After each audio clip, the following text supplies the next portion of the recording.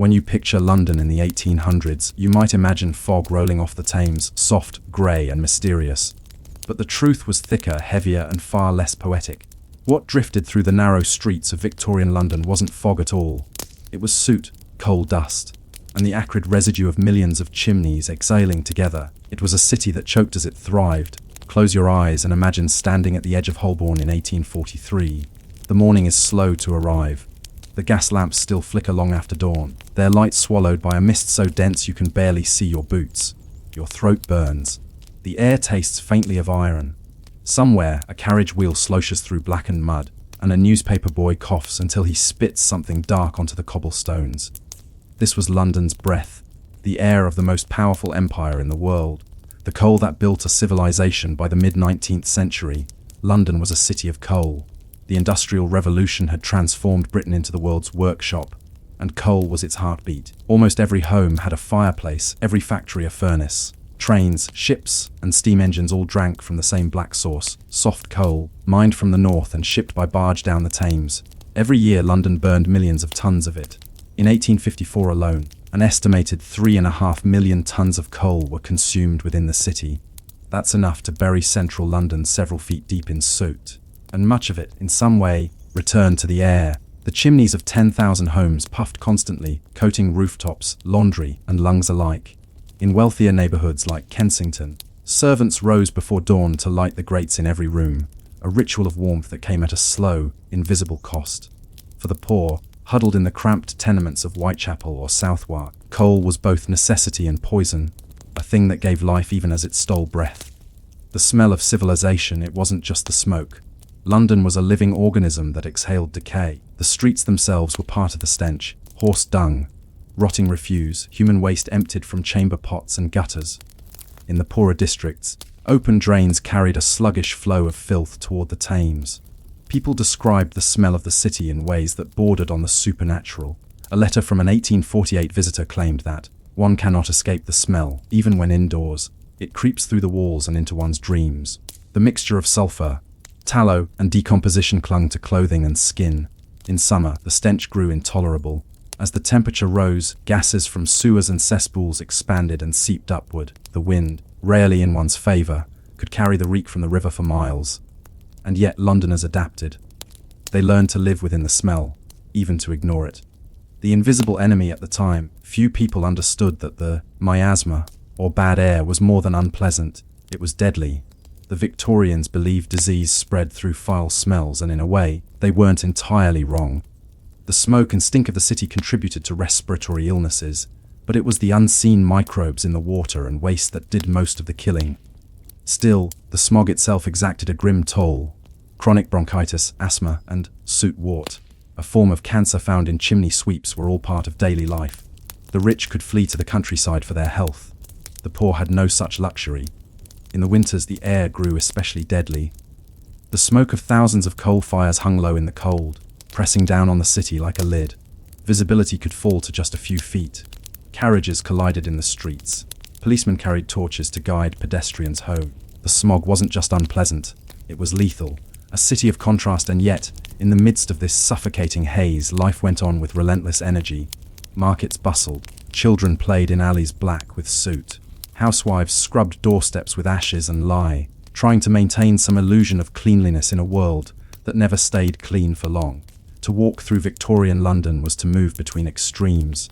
On one corner, a gentleman in a silk hat might step from his carriage to attend the opera. On another, a child with bare feet and a cough might sift through refuse for rags. The air united them all. It spared no one, rich or poor. Even Queen Victoria herself was known to complain about the London fog that soiled the windows of Buckingham Palace.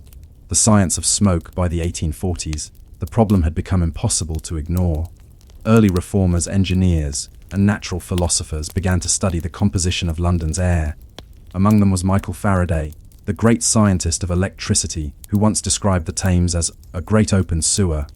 He was equally disturbed by what he breathed. Faraday's contemporaries began measuring soot and carbon in the atmosphere, discovering that particles from burning coal could linger in the lungs for decades. But scientific understanding moved slowly, and industry was unwilling to change. Progress had a price, and most Victorians accepted that price without question. After all, the smog was a sign of prosperity. The blacker the skies, the stronger the economy. The human soundtrack, imagine the soundtrack of that world, the distant hiss of steam engines, the creak of iron wagons, the sharp strike of hammers in a forge, and underneath it all, the persistent rhythm of coughing. Doctors of the era wrote about the London cough, a chronic rasp that afflicted nearly everyone by middle age. Soot collected on windowsills, in hair, even between the pages of books. Laundry hung outdoors turned grey before it dried, and yet there was a strange pride in it all. The smoke was civilization's perfume, the scent of work, of progress, of empire. Breathing empire, every breath a Londoner took in 1850 contained particles from the coalfields of Newcastle, the shipyards of Glasgow, and the furnaces of Birmingham. The empire was quite literally in the air. The fogs, known locally as pea soupers, became part of the city's identity. Writers like Charles Dickens described them as characters in their own right, heavy, creeping alive. Tourists found them both dreadful and oddly romantic. Painters captured the muted glow of gas lamps through the haze, turning pollution into art. It's hard to imagine that beauty could come from such filth, yet the Victorians found poetry in their suffering. The breathless poor, but for those who lived in the East End, beauty was a luxury. There, the air was thick not just with smoke but with the exhaust of life itself. The reek of tanning yards, glue factories, and slaughterhouses. Children slept in damp basements with walls slick from condensation. Mothers covered their infants' faces with damp cloths, believing it filtered the air. Men came home from work with lungs so clogged that sleep brought no rest. Many didn't live past 40. Consumption, tuberculosis, was rampant. Doctors prescribed open air, but there was none to be had. One observer in 1852 wrote, "The sun rises and sets upon a city of shadows. One cannot say where daylight ends and smoke begins." An empire of soot as London grew, so did its appetite. Factories multiplied, chimneys reached higher, trying to send the smoke somewhere else, anywhere else. But the wind, indifferent as ever, always brought it back. Even the architecture adapted. Builders began using darker stone, knowing the soot would stain it soon enough. White paint became a rarity. What use was beauty if it turned black within weeks? The very buildings seemed to exhale along with the people, breathing smoke, sweating grime. The first whisper of change by the 1850s, murmurs of reform began to stir. A few politicians proposed laws to regulate factory emissions. The idea was met with laughter. You may as well regulate the clouds. One industrialist scoffed. Yet, slowly, the city began to listen. The choking fogs were no longer merely inconvenient. They were killing people in measurable numbers. In 1873, one particularly thick smog killed hundreds in just a few days. But that reckoning was still decades away. For now, London continued to burn and to breathe, and beneath the black skies, life went on. Shopkeepers wiped soot from their counters. Housewives swept it from their steps. Children played in it as if it were snow. The city was alive, and slowly dying of its own success. The Victorians had built the modern world. They just hadn't yet figured out how to live in it. As night falls in your imagination, the lamps glowing dimly through the smoke, you might wonder, by the final decades of the 19th century, the people of London had learned to live inside their own atmosphere, an invisible prison of soot, smoke, and stink. The city had grown used to the slow poisoning of its air, the dull ache in the lungs, the stains on the curtains, the ash on the windowsills. But beneath this resignation, something had begun to shift. Londoners were starting to question whether progress truly required filth, whether the empire's greatness could survive if its capital itself could barely breathe. It would take a crisis, a stinking, inescapable, unforgettable crisis, to force that question to the surface. The river that rebelled, if the air was London's breath, then the River Thames was its bloodstream. Everything flowed into it: the waste of houses, the runoff of streets, the refuse of markets and slaughterhouses, the ash and soot washed from rooftops by rain. For centuries, the river had been both life and sewer. By the 1850s, it had become the latter in every sense. The same industrial prosperity that darkened the air had choked the river. People described it as thick broth of filth, a sluggish tide of human and animal waste. The water that glittered in paintings had turned brown and bubbling. And then came the heat. The summer of 1858 was unusually hot. Day after day, the sun beat down on the Thames, and something horrifying began to happen. The filth in the water fermented. Bacteria bloomed. The river began to rot. The smell that rose from it was beyond imagination. It wasn't just unpleasant. It was suffocating. Clouds of foul vapor rolled across Westminster, forcing pedestrians to cover their faces with handkerchiefs soaked in perfume. Curtains were hung in Parliament and doused with chloride of lime to mask the odour. But nothing helped. The air itself was alive with decay. The Great Stink. What followed entered history under a name as simple as it was unforgettable. The Great Stink. Newspapers called it the summer of the stench. Business at riverside markets collapsed. Boatmen refused to work. Even the ferrymen who rowed across the Thames for a living abandoned their stations. And then, the stench reached the Palace of Westminster.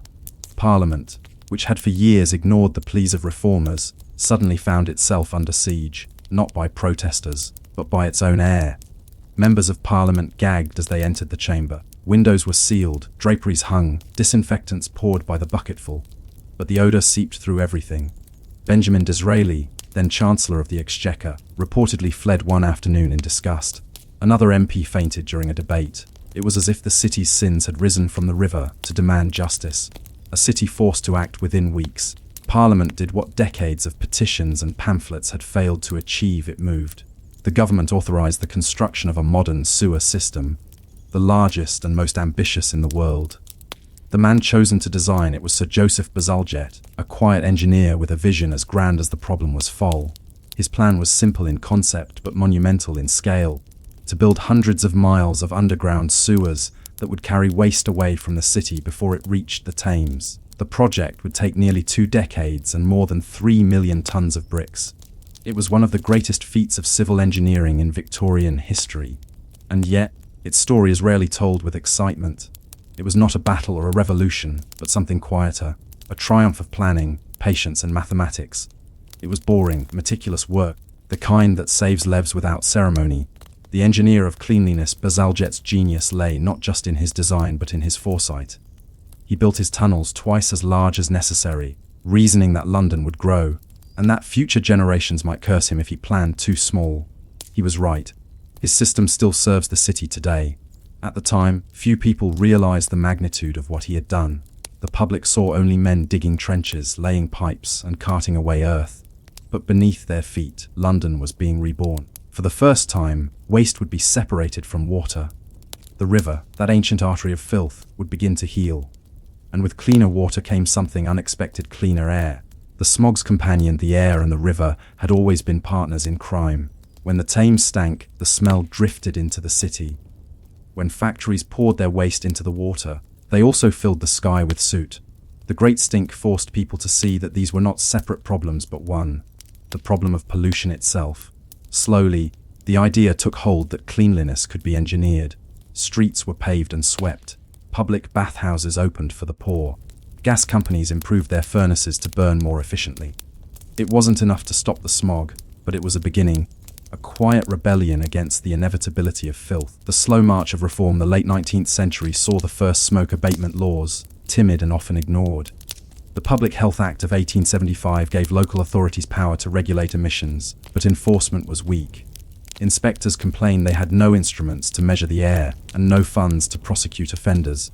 Still, the seed had been planted. The idea that the environment could be managed, that health depended on clean surroundings, was new and revolutionary. Doctors began to record cases of fog poisoning. Newspapers published death tolls after severe smogs. Even Queen Victoria, once resigned to the London fog, began to demand cleaner coal for royal residences. The tide, slow as it was, had turned. A different kind of darkness yet, for all the progress. The smog did not vanish. The city still burned millions of tons of coal each year. On cold nights, the old haze crept back, yellow and thick, settling over the rooftops. By the early 1900s, electric lights had begun to replace gas lamps, but they only illuminated the problem, literally. For the first time, people could see how dirty the air truly was. The light revealed particles suspended like dust motes, endless and inescapable. Artists continued to romanticize the fog, even as scientists condemned it. The painter-whistler called it the loveliest veil in the world. The physician Sir William Farr called it a curtain of death. Both were right, in their own way. The toll of time, the real cost of London's air, was paid quietly, in shortened lives and weakened bodies. Medical records show that the city's death rate from respiratory disease was twice that of rural England.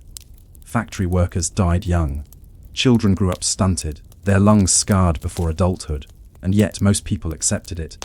The human ability to normalize misery is perhaps history's most enduring force. Londoners had lived so long in the fog that they could not imagine life without it.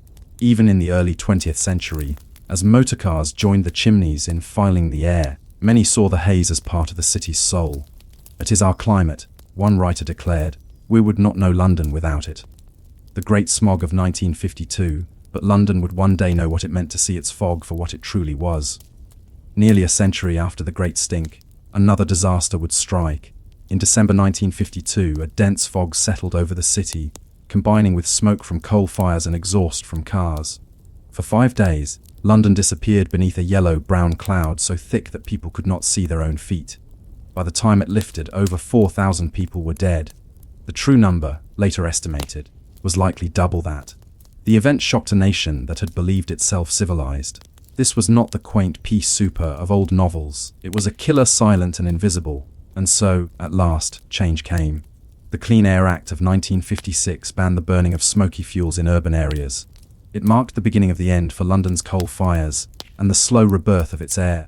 Bazalgette's sewers had saved the river. Now, another generation would save the sky. What remained beneath today, the air above London is clearer than it has been in centuries. The river flows again with life. Tourists cross bridges once deserted by the stench, unaware of the battles fought beneath their feet. But the memory of that choking city remains, in the blackened stones of old churches, in the faded suits still trapped in brickwork, in the very DNA of those whose ancestors coughed their lives away. History remembers its heroes in battles and inventions, but seldom in infrastructure. The pipes, the drains, the filters, the dull machinery of survival, rarely make for thrilling tales.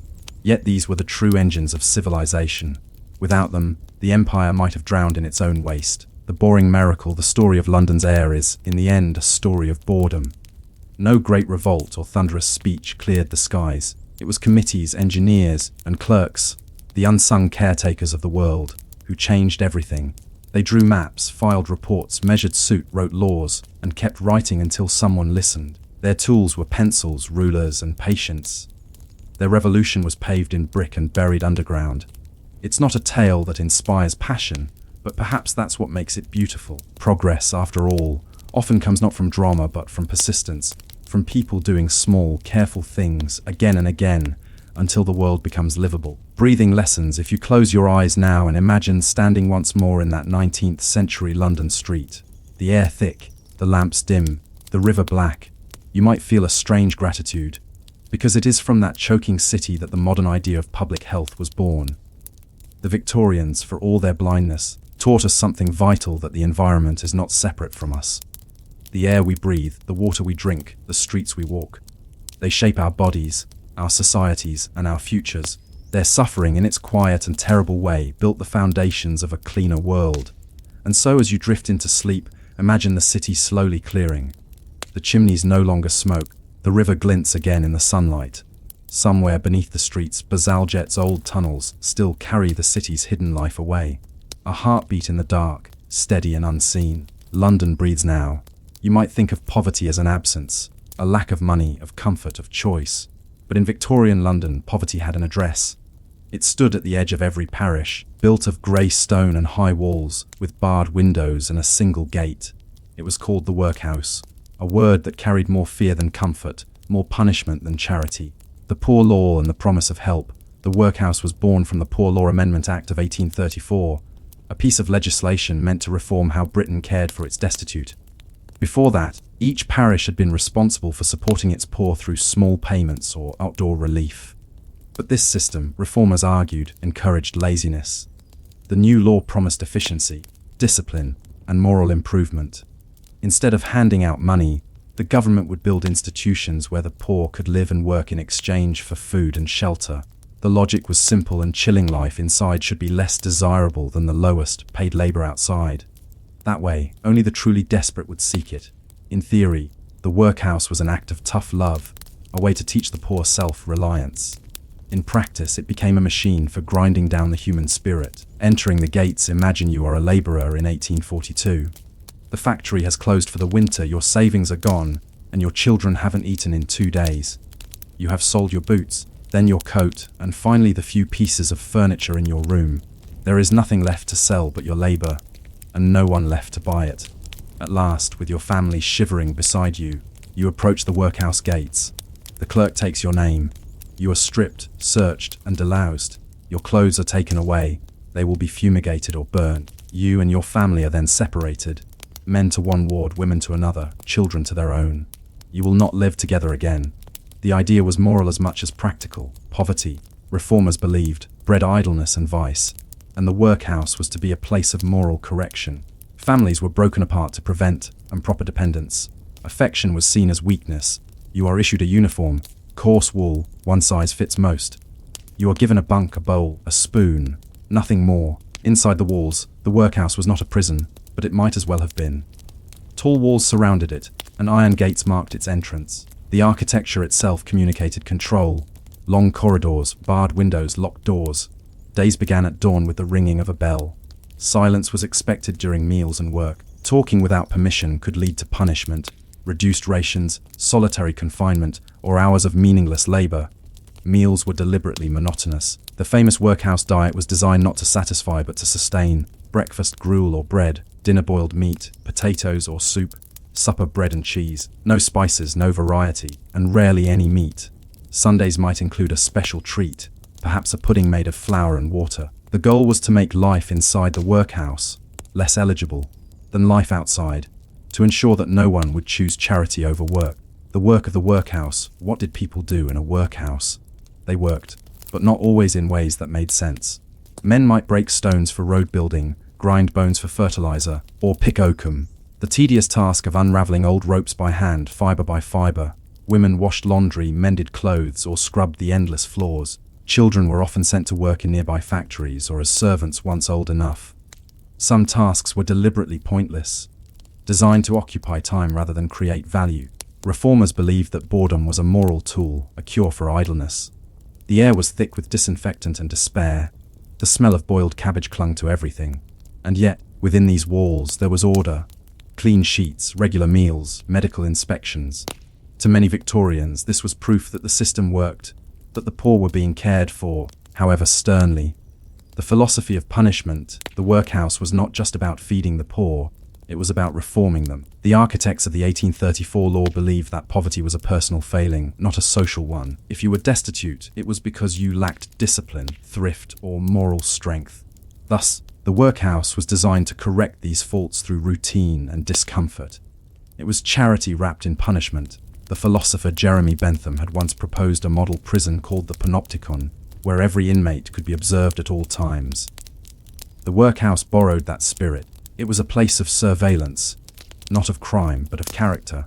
Visitors could tour the wards and inspect the residents, as if viewing an exhibit on moral hygiene. Officials kept meticulous records, not only of work done and food eaten, but of behavior, attitude, and repentance. The children of the house, perhaps the most tragic residents, were the children. Many were orphans, abandoned at the gates, or sent there when their parents fell ill. They were raised under strict discipline, taught to read, write, pray, and obey. Some became apprentices, others servants. Few saw their families again. Reformers praised this as a success. "We have saved them from vice," one inspector wrote in 1851. But the price of that salvation was loneliness. Children grew up calling the workhouse the house. They played in silent yards, learned to eat without speaking, and slept in long rows of iron cots. A generation of London's poor was raised within those walls, fed, clothed, and quietly erased. Disease and desperation, though meant to provide care, the workhouse was often a breeding ground for disease. Poor ventilation, overcrowding, and weak diets led to outbreaks of cholera, typhus, and tuberculosis. Doctors made their rounds, but resources were thin. Medicine was expensive, and many believed illness was part of moral weakness, the physical proof of sin. When epidemics swept through the city, the workhouse infirmaries filled to bursting. In some, corpses were stored in cellars for days until they could be buried. Still, people kept coming. Because for all its horrors, the workhouse offered one thing the streets did not: survival.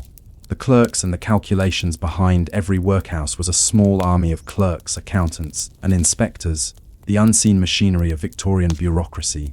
They measured everything: pounds of flour, hours worked, deaths per quarter. The poor law commissioners required constant reporting. Each figure became part of a larger system, a statistical portrait of the nation's misery. These numbers were meant to ensure fairness, but they also created distance. Poverty became data. Suffering turned into charts and ledgers.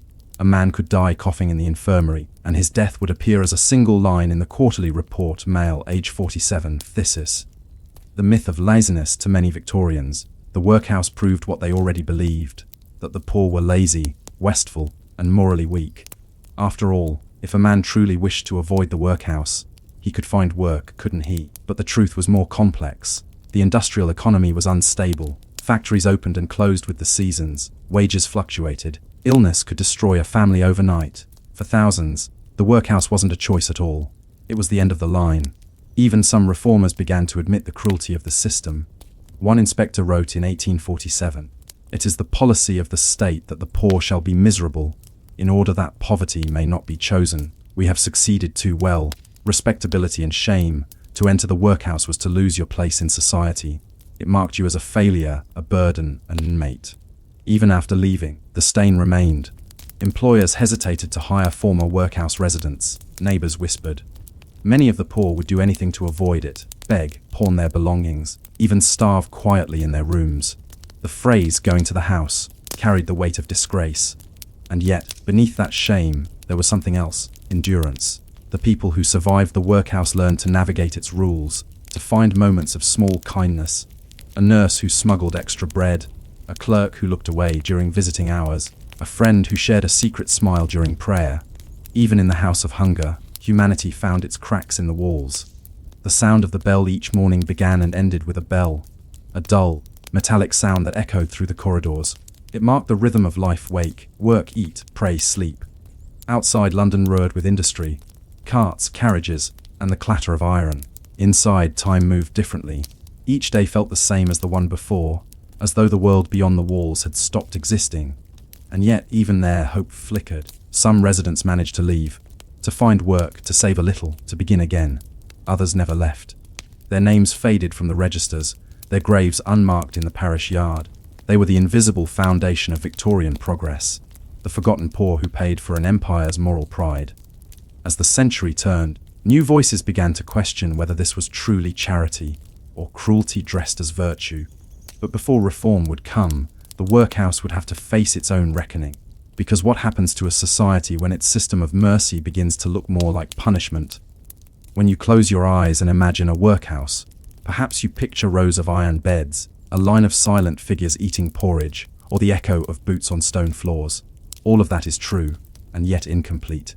The workhouse was more than a building. It was a world unto itself, a small enclosed society with its own hierarchy, rules, and rituals. Inside, kindness and cruelty lived side by side, as if testing the boundaries of what it meant to be human.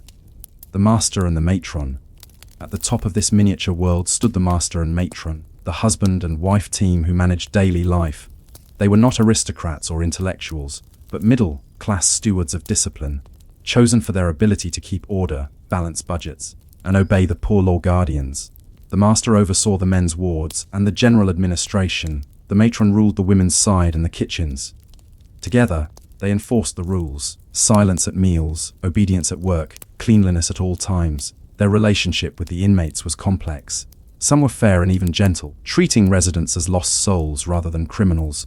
Others were petty tyrants, drunk on small power, quick with punishments for imagined slights. An inmate could be punished for talking during meals, for lingering too long in the yard, or even for appearing surly.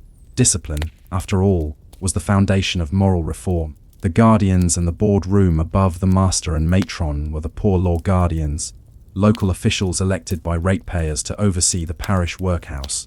They met weekly in dark, panelled rooms to review budgets, approve admissions, and debate the proper cost of gruel.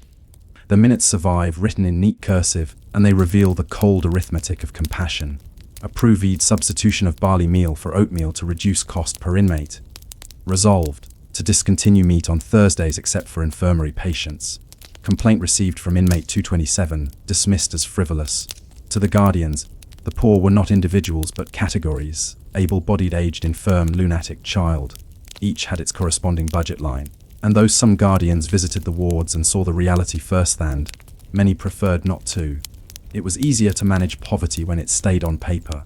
The daily routine life inside the workhouse followed a strict rhythm, designed to occupy every hour. 6:00 a.m. rising bell. Residents dressed in their coarse uniforms, folded their blankets with military precision, and lined up for roll call. 6:30 a.m. breakfast. A ladle of thin gruel, a slice of bread, sometimes a drop of milk, silence. The scraping of spoons was the only sound. 7:00 a.m. work begins. Men went to the yard stone breaking, wood chopping, or oakum picking. Women went to the laundry or sewing rooms. Children attended lessons or helped in the kitchen. 12:00 p.m. dinner, the largest meal of the day, though still plain. Potatoes, broth, perhaps a piece of boiled meat if funds allowed. 1:00 p.m. work resumes. 6:00 p.m. supper, bread and cheese, sometimes a weak tea. 7:00 p.m. prayers and lights out. The bell rang again, silence fell, and so the next day would begin exactly the same. The sameness was deliberate. Reformers believed routine purified the soul, but to many inmates, it was simply another form of punishment. An endless, echoing sameness that dulled the mind. The sound of oakum, one of the most notorious workhouse tasks, was oakum picking. The slow, mind-numbing work of unraveling old tarred rope into loose fibers for ship caulking. The tar stuck to the skin, the fibers cut into fingers. The air smelled of oil and salt and decay. It was said that a man could pick oakum for 8 hours and have only a small pile to show for it. Charles Dickens, who visited several workhouses while researching Oliver Twist, described the work as silent misery, of use to no one but punishment to all. Still, it continued. Oakum was not only labor, was penance. The workhouse infirmary, while the healthy worked, the sick went to the infirmary. A long, drafty hall with iron beds and thin blankets. Here, charity and neglect mingled uneasily. The infirmary was often overseen by untrained nurses, with one doctor for hundreds of patients. Supplies were scarce. Beds were close together, sometimes two to a mattress. Illness spread quickly. Cholera, smallpox, tuberculosis. The smell of carbolic acid filled the air, an antiseptic of the new age, meant to ward off the invisible enemies of infection. There were moments of compassion, too. Some nurses did what they could, smuggling in extra food, sitting with the dying, whispering prayers when no one was watching.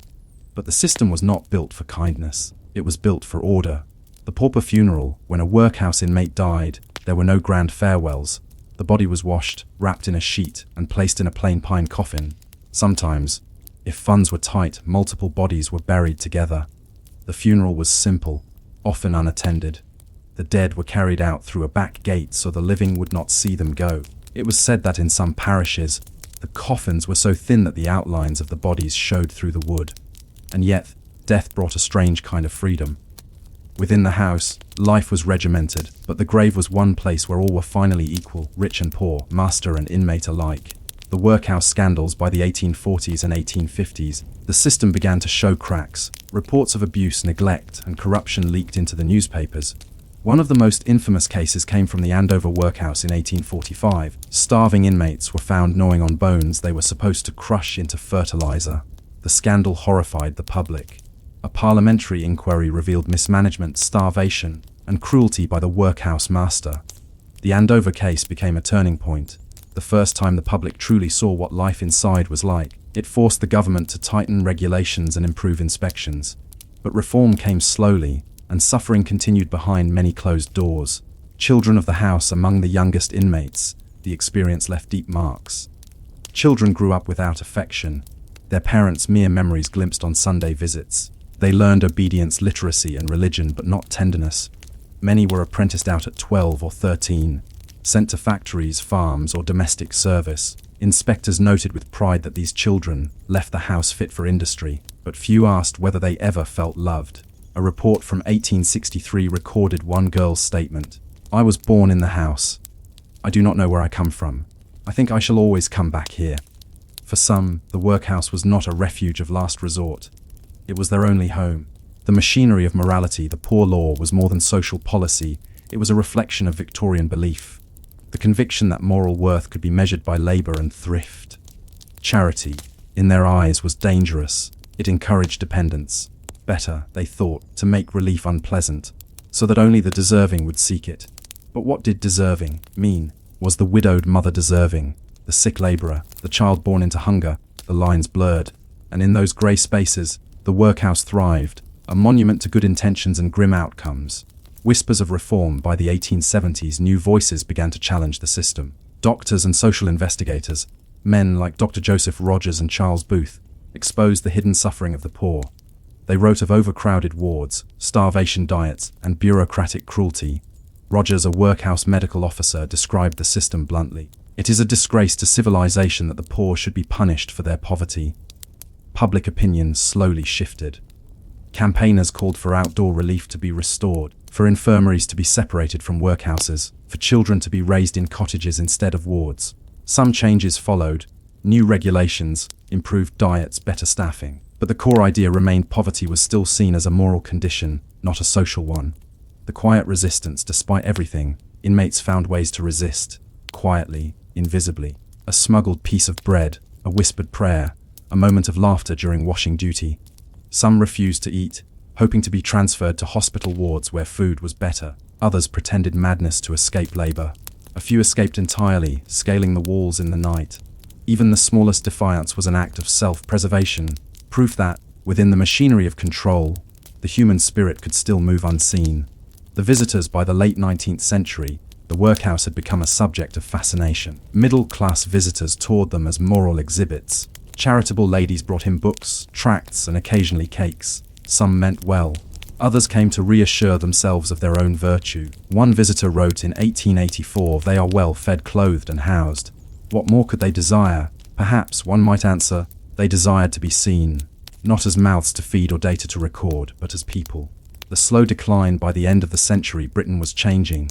Industry, urbanization, and new ideas about public health were reshaping society. The old workhouse model no longer fit. The Local Government Act of 1929 would eventually abolish the poor law unions, and workhouses were turned into public hospitals or infirmaries. But the legacy remained. Even decades later, people still whispered the word workhouse as a threat. Behave, or you'll end up in the house.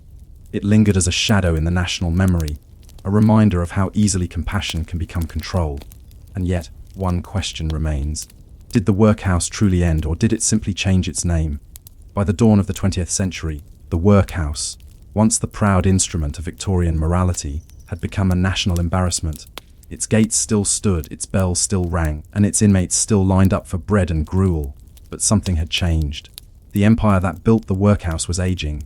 Its moral certainties, thrift, discipline, punishment, were losing their hold.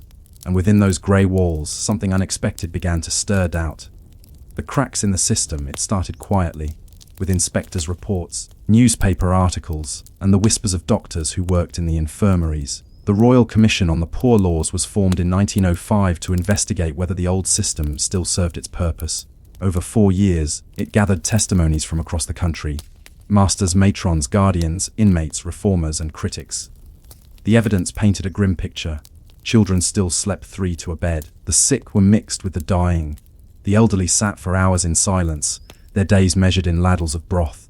The commission divided itself into 2 camps: the majority report, which argued to keep and reform the poor law, and the minority report, led by Beatrice Webb and the early Fabians, who called for its complete abolition. Webb's words cut through the polite language of bureaucracy. The poor law has failed. It demoralizes the poor, degrades the sick, and insults the aged. Her report didn't just challenge policy, it questioned the very soul of Victorian charity. The human cost inside the workhouses, little changed. Poverty didn't vanish with the turn of the century, it simply wore new clothes. The inmates were no longer the able-bodied poor of industrial times. They were the old, the chronically ill, the abandoned. The workhouse had quietly transformed into something else, part asylum, part hospital, part home for the forgotten. In London alone by 1910, over half of workhouse inmates were over 60.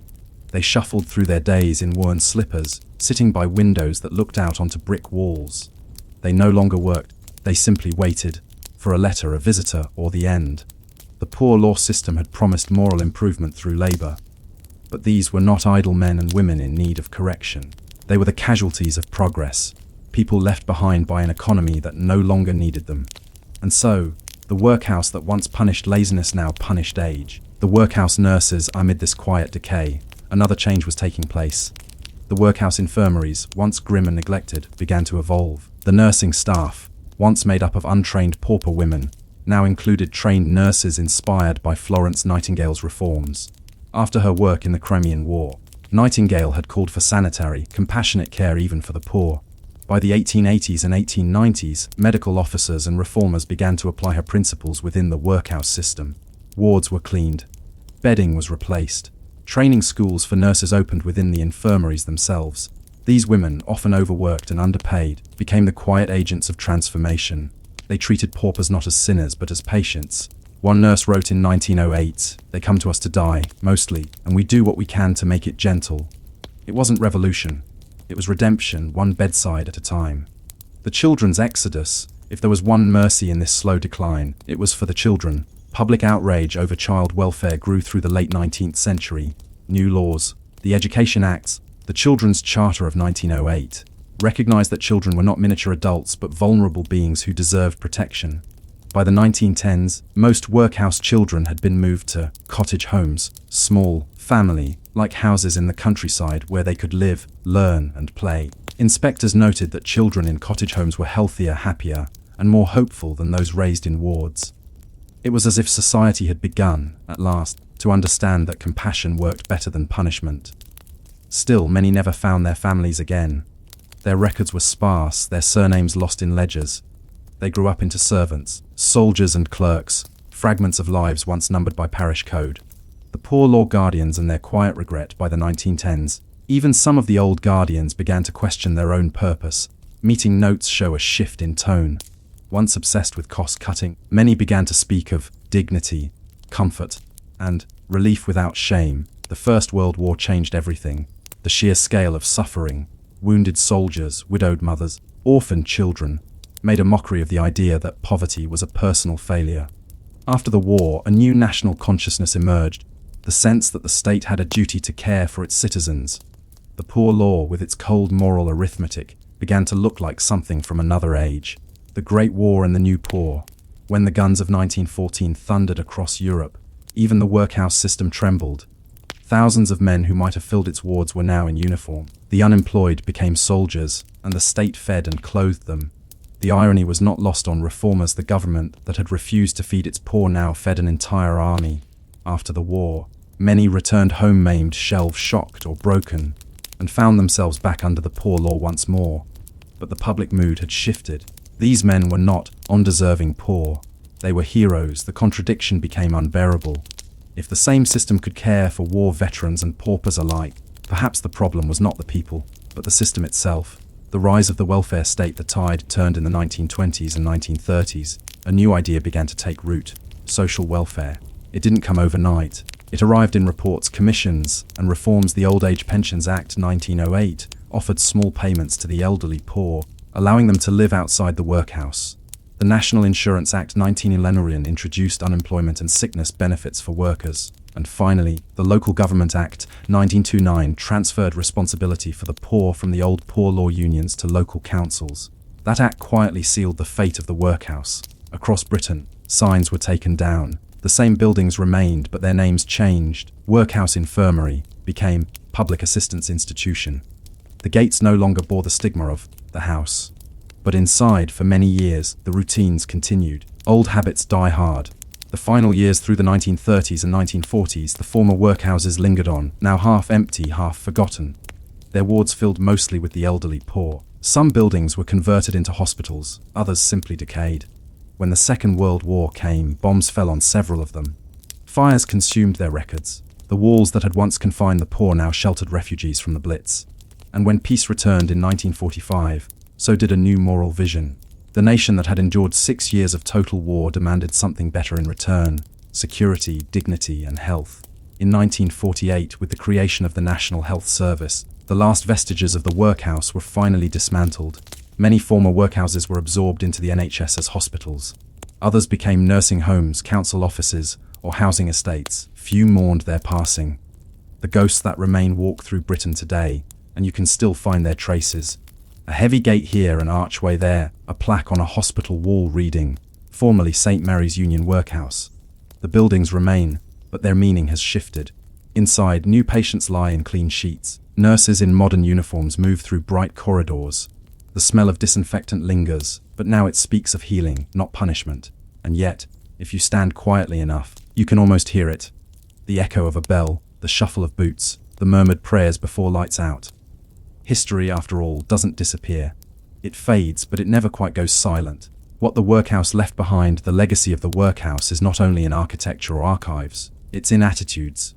The uneasy way society still speaks about poverty. Even now, words like deserving and undeserving linger in our public debates.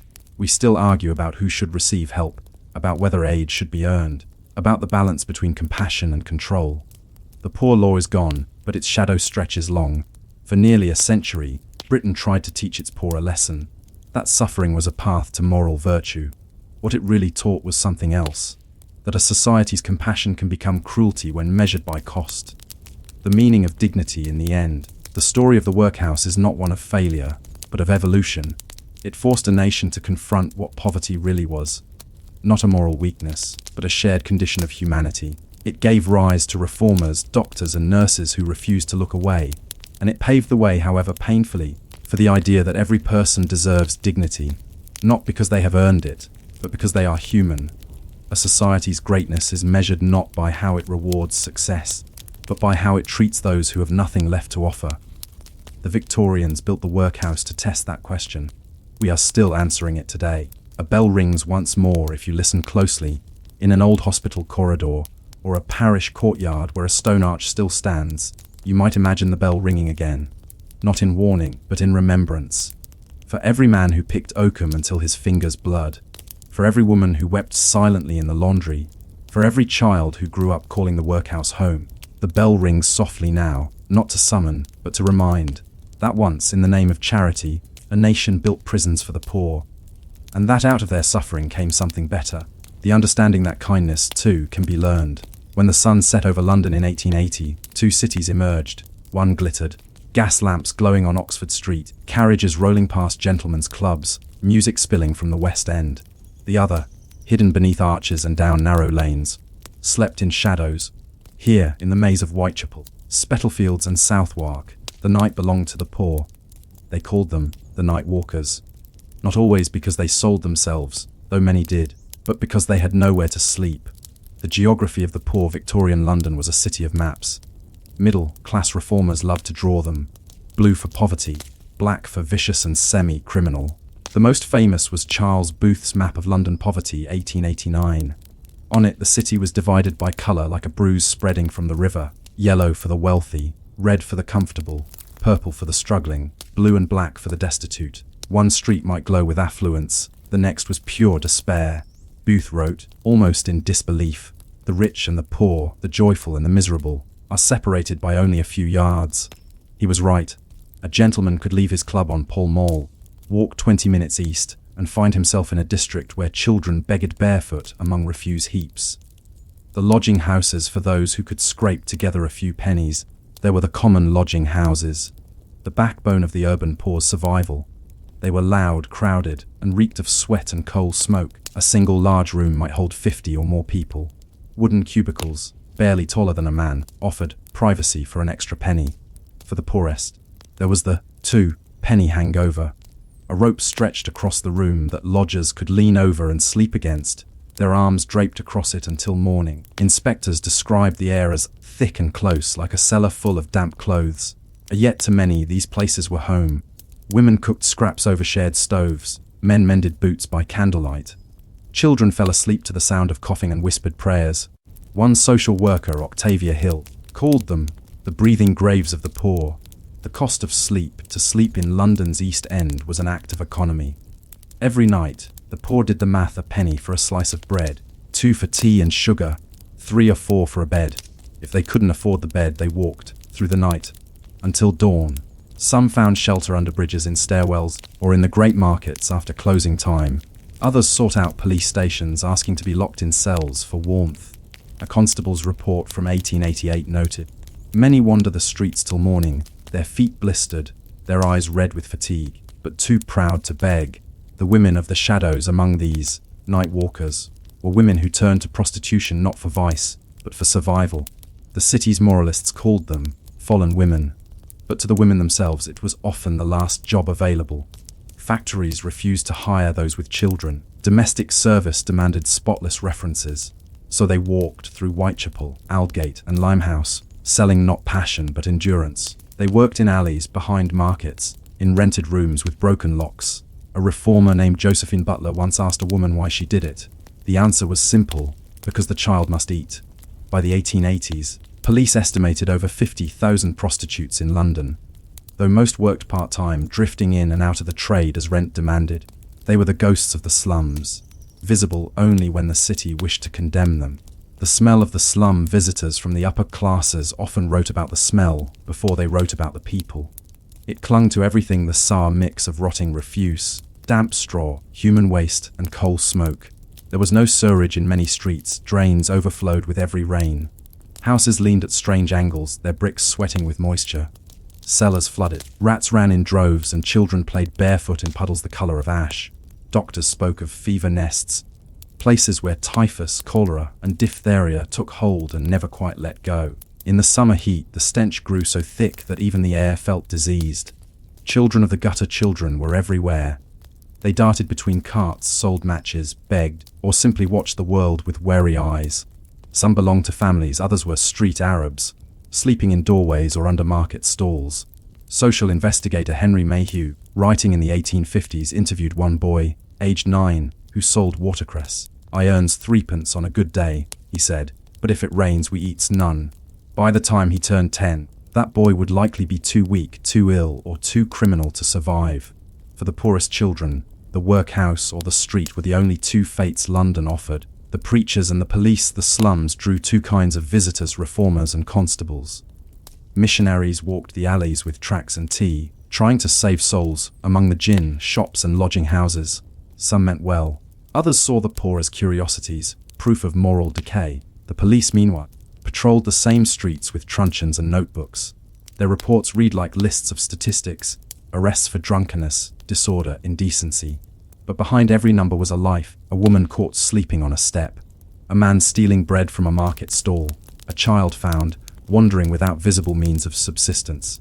A crime in the slums was rarely about wickedness, it was about hunger. The gin palaces in every district. There was one place that glowed, the gin shop, lit by gas lamps and mirrored walls. These palaces were the only warmth many people knew.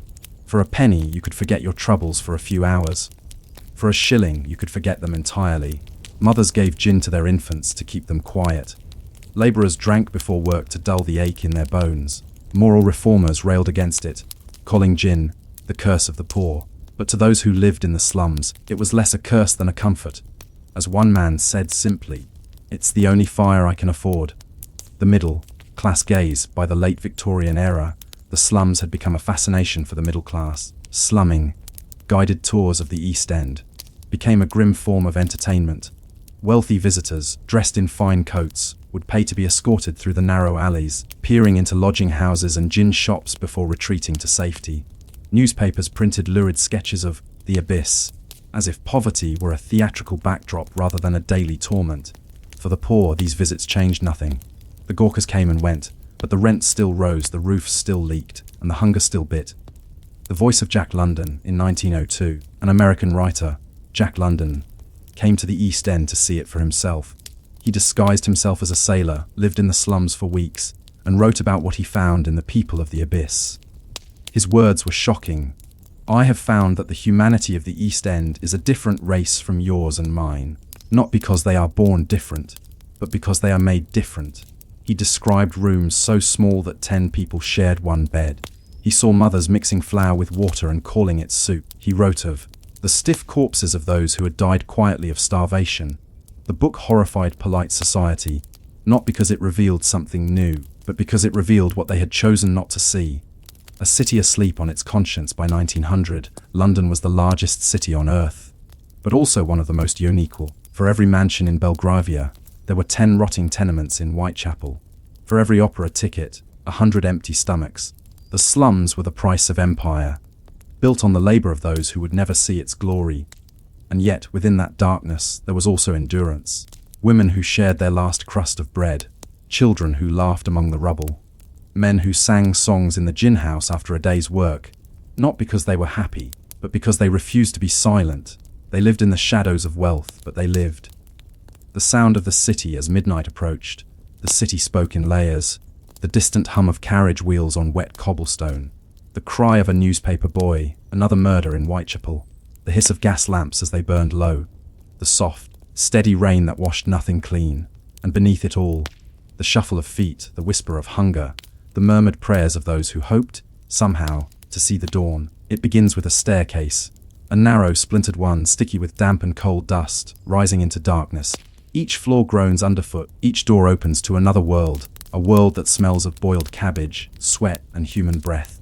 This is the tenement house, London's most common dwelling by the mid-19th century. A single building, once elegant in Georgian days, now divided into a dozen or more rooms to let. Each room a family, each landing a street in miniature.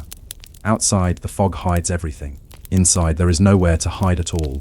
One room, one life. Most London poor lived in one room. Not one apartment, one room. A room to cook, to sleep, to give birth, to die. The walls were often blackened by years of soot and candle smoke. The windows cracked, if there were windows at all. Water came from a communal tap in the yard, cold, often brown. The privy, shared by all tenants, overflowed regularly. Rats were frequent guests, as were bedbugs and lice. In 1883, a journalist described visiting such a room in Bethnal Green. A man, wife, and 4 children occupied a single chamber 8 feet square. The air was foul, the floor damp, and a loaf of bread lay on the table beside a dead mouse. He called it a microcosm of the empire's underside. A rent and ruin. Rent was due weekly, and landlords rarely cared for excuses. A room in a slum might cost 2 to 5 shillings a week, a ruinous sum for a labourer earning 12. If you missed payment, you were thrown out the same day. No notice, no mercy. Runners, hired by landlords, went door to door collecting coins. If a tenant couldn't pay, they'd remove the door or window as punishment, literally leaving the family exposed to the elements until the debt was settled. It was a system of exploitation wrapped in necessity. The poor could not afford to move elsewhere. Landlords could not afford to care. A sanitary inspector once said, "In London's slums, every inch of air is worth a penny, and every penny a life." The economy of the room inside the tenement, every item had a purpose. A box might serve as a chair, a cupboard, or a cradle. A single coal fire cooked, warmed, and smoked the air. Women boiled scraps in tin pots, soup from bones, bread crusts, and cabbage leaves. If there was meat, it was likely from a cheap butcher's offcuts, necks, kidneys, or lungs. Tea was the true staple, drunk strong, often with condensed milk or treacle. It gave warmth and illusion of fullness. Laundry hung from ceiling lines, dripping on anyone unlucky enough to sit beneath. Children played on the floor, if there was space to play at all. In some rooms, lodgers shared beds in shifts, one sleeping while the other worked. It was called aught bedding. The bed never grew cold. The landlords and the middlemen, few slum landlords ever saw their tenants. Most lived comfortably elsewhere. In Bloomsbury, perhaps, or Kensington, they hired middlemen, house farmers, to collect rent and manage repairs. The middlemen, in turn, squeezed as much profit as possible from every room. A single building might house 60 people. Repairs were almost never made. When inspectors came, the worst buildings were briefly cleaned or disguised. Some owners bribed officials, others simply ignored the summons. For the landlords, the slums were investments, steady income, low overhead, no accountability. And the tenants, they were statistics on a ledger. The sounds of the house at night, the building became alive with sound. A baby crying, a man coughing, that deep, hollow cough of a chest long filled with soot. The rattle of a pan, the creak of a bed, the muffled voices of neighbours arguing, praying, or simply whispering to stay sane. Privacy did not exist. Even in silence, everyone knew each other's lives. One woman's labour pains could be heard through 3 walls. A man's sobs after losing work echoed down the stairs. And yet, for all its noise, the tenement was a place of isolation. You lived among hundreds and still you were alone. The women of the room for women, the tenement was both home and trap. Married or not, most worked from the same room they lived in, taking in laundry, sewing garments, or making matchboxes for pennies. A skilled seamstress might earn 5 shillings a week, working 16 hours a day, but if she coughed, bled, or lost her sight from the strain, she was replaced without notice. Many gave birth on their own beds, cutting the umbilical cord with scissors meant for cloth. Infant mortality was staggering. 1 in 4 babies in the poorest districts did not live to see their first birthday, and when the child died, the mother still had to finish her quota by morning. It was said that the hardest working hands in London belonged to women no one noticed. The tenement children grew up quickly. By 5 or 6 they fetched water, swept stairs, or carried coal. By 8 many worked in factories, markets, or as messengers. Education was technically mandatory after 1870, but attendance was spotty. A day spent at school was a day without income. Teachers described pupils arriving barefoot, hungry and half asleep. Their notebooks were greasy from handling bread crusts during lessons. Still, for some, school was the only warm room they knew. A teacher in Spettlefield's roti, "They come not to learn, but to be safe for a few hours from the cold." The hidden deaths in the tenements. Death was a regular tenant. Diseases spread quickly: typhus, diphtheria, consumption. A single infected child could infect an entire building within days. When someone died, the family often kept the body in the room until the undertaker arrived, sometimes for several days if they couldn't afford burial fees.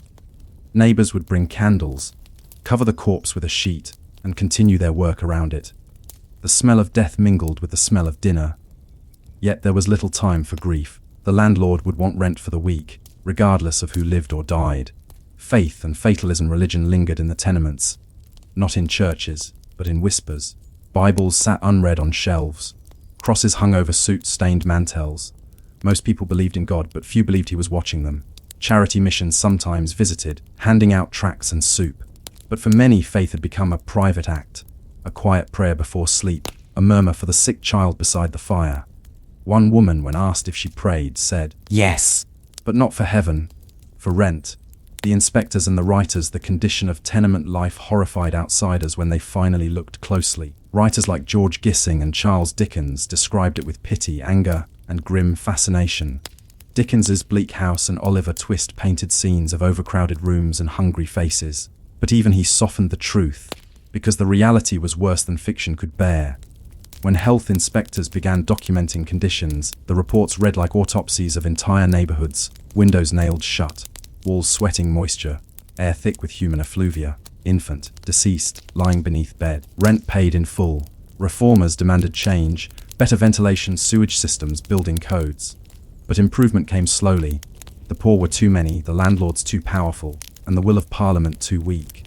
The quiet resistance, and yet, among all this degradation, there was defiance. Families painted their walls white with chalk to make rooms seem brighter. Mothers swept doorsteps every morning, no matter how filthy the street. Children sang hymns while fetching water, turning routine into rhythm. Even laughter survived, brittle, brief, but real. It was not rebellion in the loud sense, but a softer kind, the rebellion of persistence. In the face of endless fatigue, people still lived, still hoped, still believed that someday, things might change. The morning air at dawn, the tenement came alive again. The fires were lit, kettles boiled, boots clattered downstairs. Women washed faces in basins of cold water. Men shouldered their tools and disappeared into the fog toward the docks, the factories, the endless city. Children ran errands before school, if they went at all. The smell of smoke rose into the pale light. From the street, the house looked still, silent, maybe abandoned. But inside, hundreds of hearts beat on, steady as the ticking of a worn clock. The tenement was a machine built to consume human effort. Yet out of that machinery came the pulse of modern London. It was misery, yes, but it was also the birthplace of resilience, of solidarity, of the working class that would one day demand better. And as the 19th century waned, that demand grew louder. Change was coming, slow, halting, but inevitable. The question was whether it would arrive before the walls collapsed entirely. The dawn of the 20th century came to London not with trumpets, but with a cough, the same sound that had haunted the city for generations. A rattle in the chest, the echo of 1,000 damp rooms and smoky fires. But now, at last, a few people were beginning to listen. The awakening of conscience. For decades, the poor had been invisible, a blurred mass of labor feeding the factories, building the railways, and cleaning the houses of the rich. But by the 1880s and 1890s, that invisibility began to crack. Journalists, doctors, and social investigators carried notebooks into the slums and returned with numbers, sketches, and outrage. Henry Mayhew's London Labour and the London Poor, Charles Booth's Life and Labour of the People in London, and Jack London's The People of the Abyss all pulled the veil aside. They did not romanticize, they measured. Booth's map shocked polite society, the black stains of vicious poverty, lying just a few streets from the theatres and tea rooms. He wrote, "We have no longer the excuse of ignorance. The facts are known, and knowledge is responsibility." Or for the first time, London's suffering became an object of study, and slowly, of shame. The medical men doctors were among the first reformers, though not by design. The spread of disease did not respect class. Cholera, typhus, and tuberculosis travelled from slums to suburbs with ease. The Great Cholera Epidemic of 1854 forced the question that no one wished to ask. How could the capital of the richest empire in the world still drink water from a river filled with sewage? A physician named John Snow found the answer. He traced the outbreak to a single water pump on Broad Street, proving that contaminated water, not miasma or bad air, was to blame. It was one of the first victories of modern epidemiology, and it exposed what London had long ignored: the poor lived and died in filth not by choice, but by infrastructure.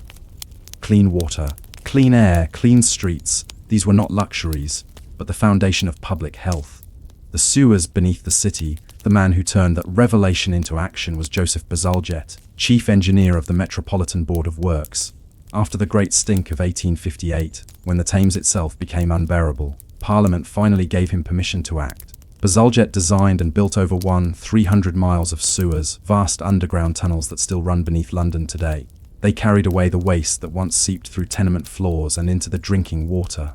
It was, in quiet truth, one of the greatest engineering achievements of the century, and it saved more lives than any hospital or doctor. Yet few in the slums ever heard his name. For them, reform was invisible. Their water tasted a little better, their streets smelled a little less of death. That was all. The Housing Acts, even as the sewers cleaned the river.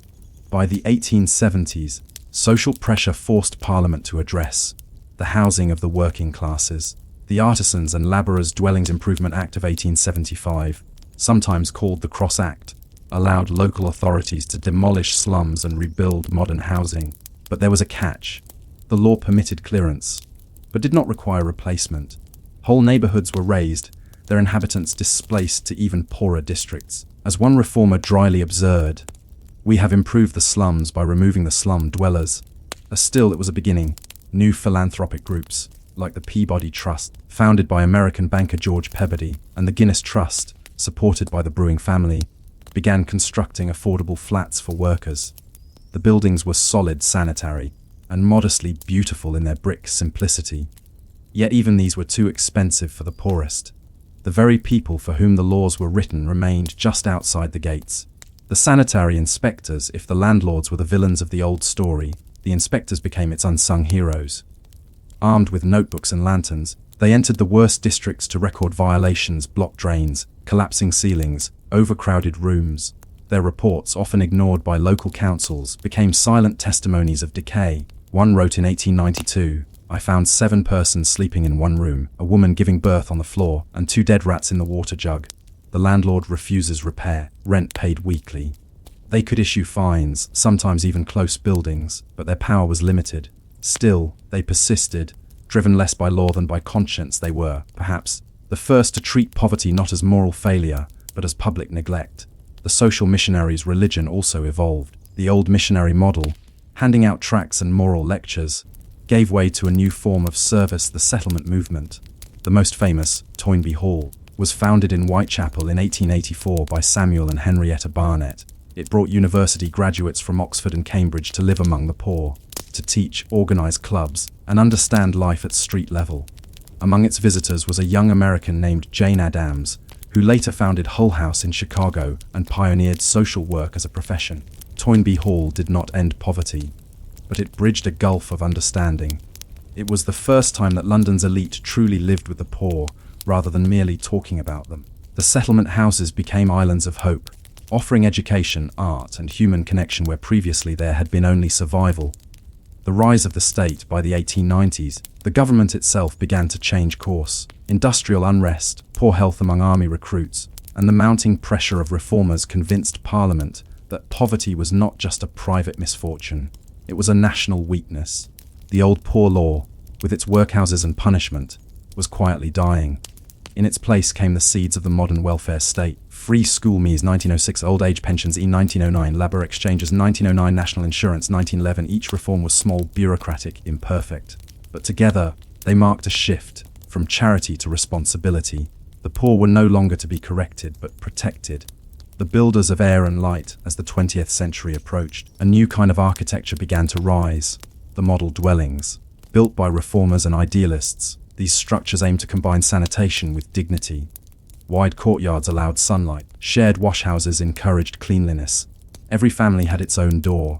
They were still small, still austere, but compared to the rotting tenements, they were palaces. Children who had grown up in dark basements now had windows. Mothers could scrub floors with clean water, and at night, the city's air smelled, for once, almost fresh. The slow march forward progress in London rarely came in revolutions. It came in committees, circulars, and amendments. Each improvement, a sewer, a law, a new housing block, was debated for years, implemented for decades, and forgotten in a generation. But history moved all the same. By the eve of World War VIII, the worst of the Victorian slums were gone, replaced by brick estates and council housing. The diseases that had once defined the city began to recede. Still, the poor remained poor. The city remained divided, not by walls, but by wages. And yet, compared to what had come before, London was breathing again. The forgotten names, it is easy, in the light of progress, to forget the millions who endured without hope of reform. The women who scrubbed stairs until their hands cracked. The men who picked oakum in silence. The children who died nameless and uncounted. Their lives did not make it into the Acts of Parliament or the lines of poetry. But without their suffering, no reform would have been possible. Their hunger forced the city to see itself. The clean water, the brighter streets, the laws. They were monuments built not for heroes, but for the forgotten. The echo beneath the cobblestones, if you walk through East London today, through the gentrified lanes of Shoreditch or the quiet courtyards of Spitalfields, you might still sense it, the rhythm beneath the pavement, the whisper of the people who once lived 10 to a room, whose sweat and sorrow built the foundations of the modern city. The air is cleaner now, the streets lit with soft electric light, but the echoes remain. A faint cough, a creaking stair, a child's laughter that fades before you can find its source. The slums are gone, but the city remembers, because a place does not forget what it has been.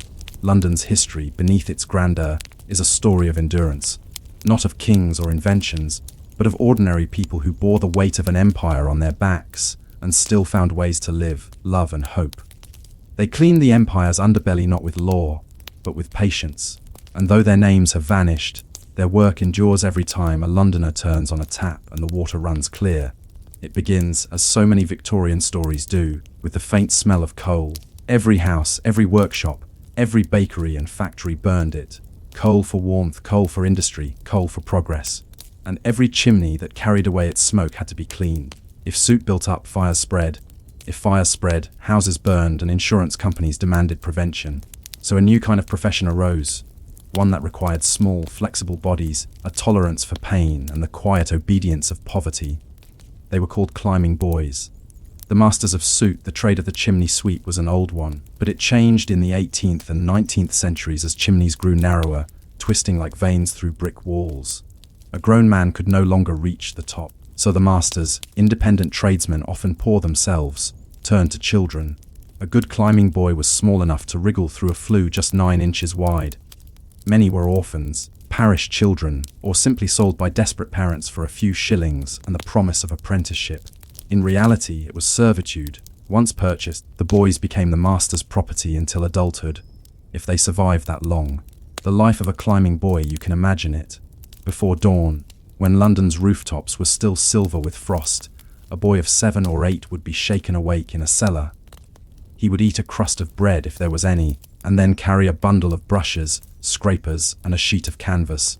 At the first house, the master would lay the cloth over the hearth to catch the falling soot. Then the boy would kneel, place his face close to the black opening, and begin his climb. Inside the chimney, the air inside was heavy, dry, and full of grit. The boy would press his knees and elbows to the sides, using his bare limbs to inch upward. The friction tore his skin raw. In the dark, he could not see where the flue turned. Sometimes it narrowed, sometimes it branched, sometimes it led nowhere at all. If he slipped, he would fall, scraping himself bloody against the walls, landing in the cold ashes below. If he became stuck, and it happened often, the master might light straw beneath to force him upward. There are reports of children suffocating in those chimneys, their small bodies wedged between brick and soot. The coroner's notes usually called it accidental. Soot and skin years of crawling through chimneys left their mark. The boys' arms and legs were permanently scarred, their backs bent, their lungs filled with dust. They developed a distinct gait, half crouched, half limping. Worse still was soot wart, one of the first recognized occupational cancers. Dr. Percival Pott in 1775 noted strange tumors appearing on the scrotums of climbing boys. The cause, he found, was long-term contact with soot trapped in their clothing. It was the first time anyone had linked a specific cancer to a working condition, a grim discovery that helped form the foundation of modern occupational medicine. But for the children themselves, it brought no comfort. The tumors were disfiguring, sometimes fatal, and often ignored by their masters.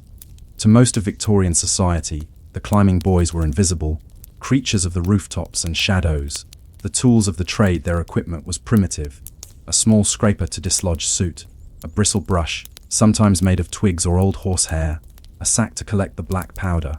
After each climb, the soot would be sifted, bagged, and sold to farmers as fertilizer. In the slums, soot was another currency, a byproduct of survival. The masters rarely washed their boys. Bathing was considered dangerous, believed to weaken the body. Some went months without touching clean water. When it rained, they huddled under eaves, their hair stiff with grease and dust. The smell of burnt carbon clung to them permanently. Even when free, they could never quite wash it away. The masters and their apprentices, not all masters were cruel, but the trade itself encouraged cruelty. Each boy represented profit. More chimneys cleaned in a day meant more money. And if one boy grew too large, another could easily be found. The apprentices were often beaten if they refused to climb, locked in cellars as punishment, or forced to sleep under soot sacks. In London's court records from the early 1800s, one finds entries like Thomas, aged 9, found dead in flue Marylebone, master acquitted on grounds of accident. It was not unusual for parish authorities to turn a blind eye. After all, the work had to be done, and no one else was small enough to do it. Public indifference. Victorian society depended on clean chimneys as it depended on clean servants, quietly, without thought. At breakfast tables across London, fires burned cheerfully while, somewhere in the city, a boy was scraping soot from the flue that made that comfort possible. The newspapers mentioned them only in passing, usually when one died. The reformers who spoke up were few: Jonas Hanway, Thomas Hanway, and later Lord Shaftesbury. They wrote petitions, pamphlets, and emotional appeals to Parliament. The condition of these children is one of the darkest blots upon our civilization. But reform came slowly. The chimney sweeping trade was small, local, and profitable. There were always those who argued that the boys liked the work, or that machines were unreliable, or that regulation would ruin honest tradesmen. So the climbing continued. The machines that threatened the trade. By the early 19th century, inventors had designed mechanical brushes, long rods with bristles that could clean chimneys without human labor. Joseph Glass, an engineer, patented one in 1828. It worked well, but it required space. Older chimneys were too narrow and winding for the rigid rods. Masters complained that machines could not reach the corners, that they broke easily, that they cost too much. And so the boys kept climbing, even as technology offered a way out. Change, as always, depended not on invention but on will. The smell of progress. London itself was changing. By the mid-19th century, the city was expanding outward. Middle-class homes were built with straight, wide chimneys that could accommodate mechanical brushes. But in the old districts, the rookeries, the tenements, the narrow terraces, the past lingered. There, soot still ruled. Even as the railways thundered and the telegraph wires hummed, small boys were still crawling through brick tunnels by candlelight, scraping the residue of the Industrial Revolution from the walls. It was an odd image, a modern empire powered by the labor of children who lived like moles beneath its progress. Childhood lost, the climbing boys did not go to school. They learned only the shapes of chimneys, the weight of soot, the difference between stone and brick by touch alone. Many never learned to read or write. When they grew too large to climb, they faced a future as casual laborers, hauling coal, sweeping streets, or if lucky, training new boys. They had no family but their master, no trade but their scars, and so the cycle repeated, suit to suit, generation to generation. Whispers of reform. By the 1840s, pressure was building. Humanitarian groups like the Society for Superseding the Necessity of Climbing Boys argued for total abolition. They circulated stories of dead children, published engravings of narrow flues, and demonstrated the efficiency of mechanical brushes. The public began to listen, slowly, uneasily. Even Queen Victoria expressed disapproval of the trade, remarking that no child should labor in such conditions. But between sympathy and legislation lay the great gulf of bureaucracy. The long fights. Several acts of parliament were passed in 1788, 1834, 1840 and 1864, each intended to limit or ban the use of climbing boys. Each failed. Enforcement was weak, fines minimal, and masters simply ignored the rules. The trade had survived too long in the shadows to vanish with the stroke of a pen. It would take another half-century, and the persistence of reformers like Shaftesbury, before the practice truly began to fade. The chimneys at night, when the city was asleep, the chimneys exhaled a slow, steady breath, the heat of a million hearths escaping into the cold. On rooftops, boys sometimes paused between climbs, sitting astride the tiles, their faces black against the stars. They could see the city below, the gas lamps flickering, the horses clattering over cobblestones, the endless roofs stretching to the horizon. For a moment, they were above it all. And then, at the call of the master, they climbed down again. Back into the smoke, the soot, and the narrow world of brick and flame. The whisper that became a movement by the early 1800s. London was a city of endless fires, thousands of hearths burning every night through winter. For every house a chimney, for every chimney a sweep, and for every sweep a child. The climbing boy had become a fixture of London's landscape, as familiar as the lamplighter or the milkmaid. But a few voices, quiet at first, began to ask whether civilization might find a cleaner way to burn. Among them was Jonas Hanway, a philanthropist remembered now mostly for introducing the umbrella to England, a symbol, perhaps, of his lifelong interest in protecting people from what fell from above. In 1760, Hanway wrote a pamphlet titled A Sentimental History of Chimney Sweepers in London and Westminster. It was part outrage, part sermon. He wrote, "To see infants forced up narrow burning chimneys, there to suffer suffocation and torment, is a reproach to our humanity." At the time, few read it, but his words planted the seed for reform, one that would take a century to grow. The early acts, laws without teeth. The first attempt to legislate came in 1788, with an Act of Parliament regulating the trade. It stated that no boy under 8 could be used as a sweep, and that every apprentice must be voluntarily bound, with parental consent. It also required masters to provide washing facilities, decent food, and Sunday rest. On paper, it was progress. In practice, it was a whisper against the roar of soot. No one enforced it, no inspector checked. The law existed only in ink. 8-year-olds still climbed flues 9 inches wide. Some were even younger. The forgotten children at the heart of every reform were real names, though most are lost. One, however, survived: George Brewster, aged 10. In 1875, George was sent by his master to clean a flue in Fulbourn Hospital, near Cambridge. The passage was narrow, the soot thick. He became stuck. The master, in panic, tried to pull him out by his feet. When that failed, the brickwork was broken open. George was dead. His body was black with soot, his limbs contorted, his lungs filled with ash. The coroner's report, published widely in newspapers, became the final spark that turned outrage into law. But that was nearly a century after Hanway's pamphlet. Between those years lay generations of forgotten boys, their deaths unrecorded, their ashes swept up with the soot. The campaigners between Hanway and Brewster stood a handful of reformers who refused to give up. Chief among them was Anthony Ashley Cooper, the 7th Earl of Shaftesbury, a man whose name became synonymous with Victorian social conscience. Born into privilege, Shaftesbury could have ignored the streets. Instead, he spent his life trying to clean them, not with soap, but with legislation. He championed laws for factory workers, the mentally ill, and the poor. But it was the plight of the climbing boys that haunted him most. He once said, "When I think of these small creatures, forced up dark flues, I see not industry, but cruelty in its blackest form." He joined forces with James Montgomery, a poet and journalist, who used his pen as a weapon. Montgomery wrote poems like The Chimney Sweeper's Friend and Climbing Boys Album, which circulated among church groups and charities. The tone was moral, almost biblical, but it stirred hearts. And in an age where sentiment often preceded action, that mattered. The Society for Superseding the Necessity of Climbing Boys in 1803, a small group of reformers formed the Society for Superseding the Necessity of Climbing Boys, an awkward title for a noble cause. Its mission was simple: to promote the use of mechanical brushes and end child climbing. They demonstrated the machines in public, showing how a chimney could be cleaned safely and efficiently. They lobbied Parliament, distributed pamphlets, and pressed the church to preach against the practice. And still, resistance was fierce. The masters argued that mechanical brushes damaged chimneys, that they were too expensive, that they put honest men out of work. Property owners, the very people whose chimneys needed cleaning, quietly sided with them. They didn't want higher prices or slower service, and so year after year the boys kept climbing.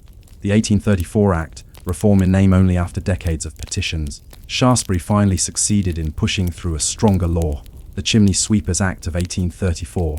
It forbade anyone under 14 from being apprenticed. It also established licensing for masters, who were required to keep records of their apprentices. But again, enforcement was almost non-existent. Many masters simply ignored the law. Police looked the other way, and in London's tangled network of alleys, the boys' cries were drowned by the sound of carriages and factories. An observer in 1840 noted bitterly, "Why have swept the statutes clean, but the chimneys remain full?" The public eye opens by the 1840s. Photography and journalism began to turn public attention toward the city's hidden corners. Illustrated magazines published engravings of small boys covered in soot, their eyes bright in blackened faces. Artists like William Blake and Thomas Hood had already given them symbolic weight. The chimney boy as the emblem of innocence corrupted. Blake's short poem from 1789 lingered in the public mind, and so he was quiet. And that very night, as Tom was a-sleeping, he had such a sight that thousands of sweepers, Dick, Joe, Ned, and Jack, were all of them locked up in coffins of black. In the space between art and activism, conscience began to stir. The turning of the tide, the Chimney Sweepers and Chimneys Regulation Act of 1840 marked a new phase. It outright prohibited any person under 21 from being compelled or allowed to climb a chimney. For the first time, the act carried real penalties, fines and potential imprisonment for offenders. But even then, prosecutions were rare. The law existed, but without inspectors or funding. It was little more than moral decoration. London's poorer districts, Whitechapel, Lambeth, Clerkenwell, continued the old ways well into the 1860s. Old habits, like soot, cling stubbornly to brick. The slow machinery of Lord Shaftesbury, undeterred, kept pushing. He spoke in Parliament of small corpses blackened with soot, of the hypocrisy of a Christian nation that allowed such suffering. He demanded enforcement mechanisms, inspectors, licensing, and a national register. In 1864, he succeeded in passing a new Chimney Sweepers Regulation Act that made local police responsible for licensing sweeps. At last, there was a system. And yet, corruption found its way in. Many licenses were issued without inspection. Some police officers accepted bribes or ignored violations. Shaftesbury, in his diary, wrote despairingly, "The law exists, but no one obeys it. I am weary of this endless fight against indifference." George Brewster's death then came March 4, 1875. At Fulbourn Hospital, 10-year-old George Brewster was sent up the flue. He never came down alive. The news shocked even those long desensitized to child labor. Shaftesbury seized upon the tragedy, arguing that Britain could no longer tolerate such cruelty under the guise of necessity. That same year, Parliament passed the Chimney Sweepers Act of 1875, the final, decisive blow. It required all chimney sweeps to be officially registered with local police.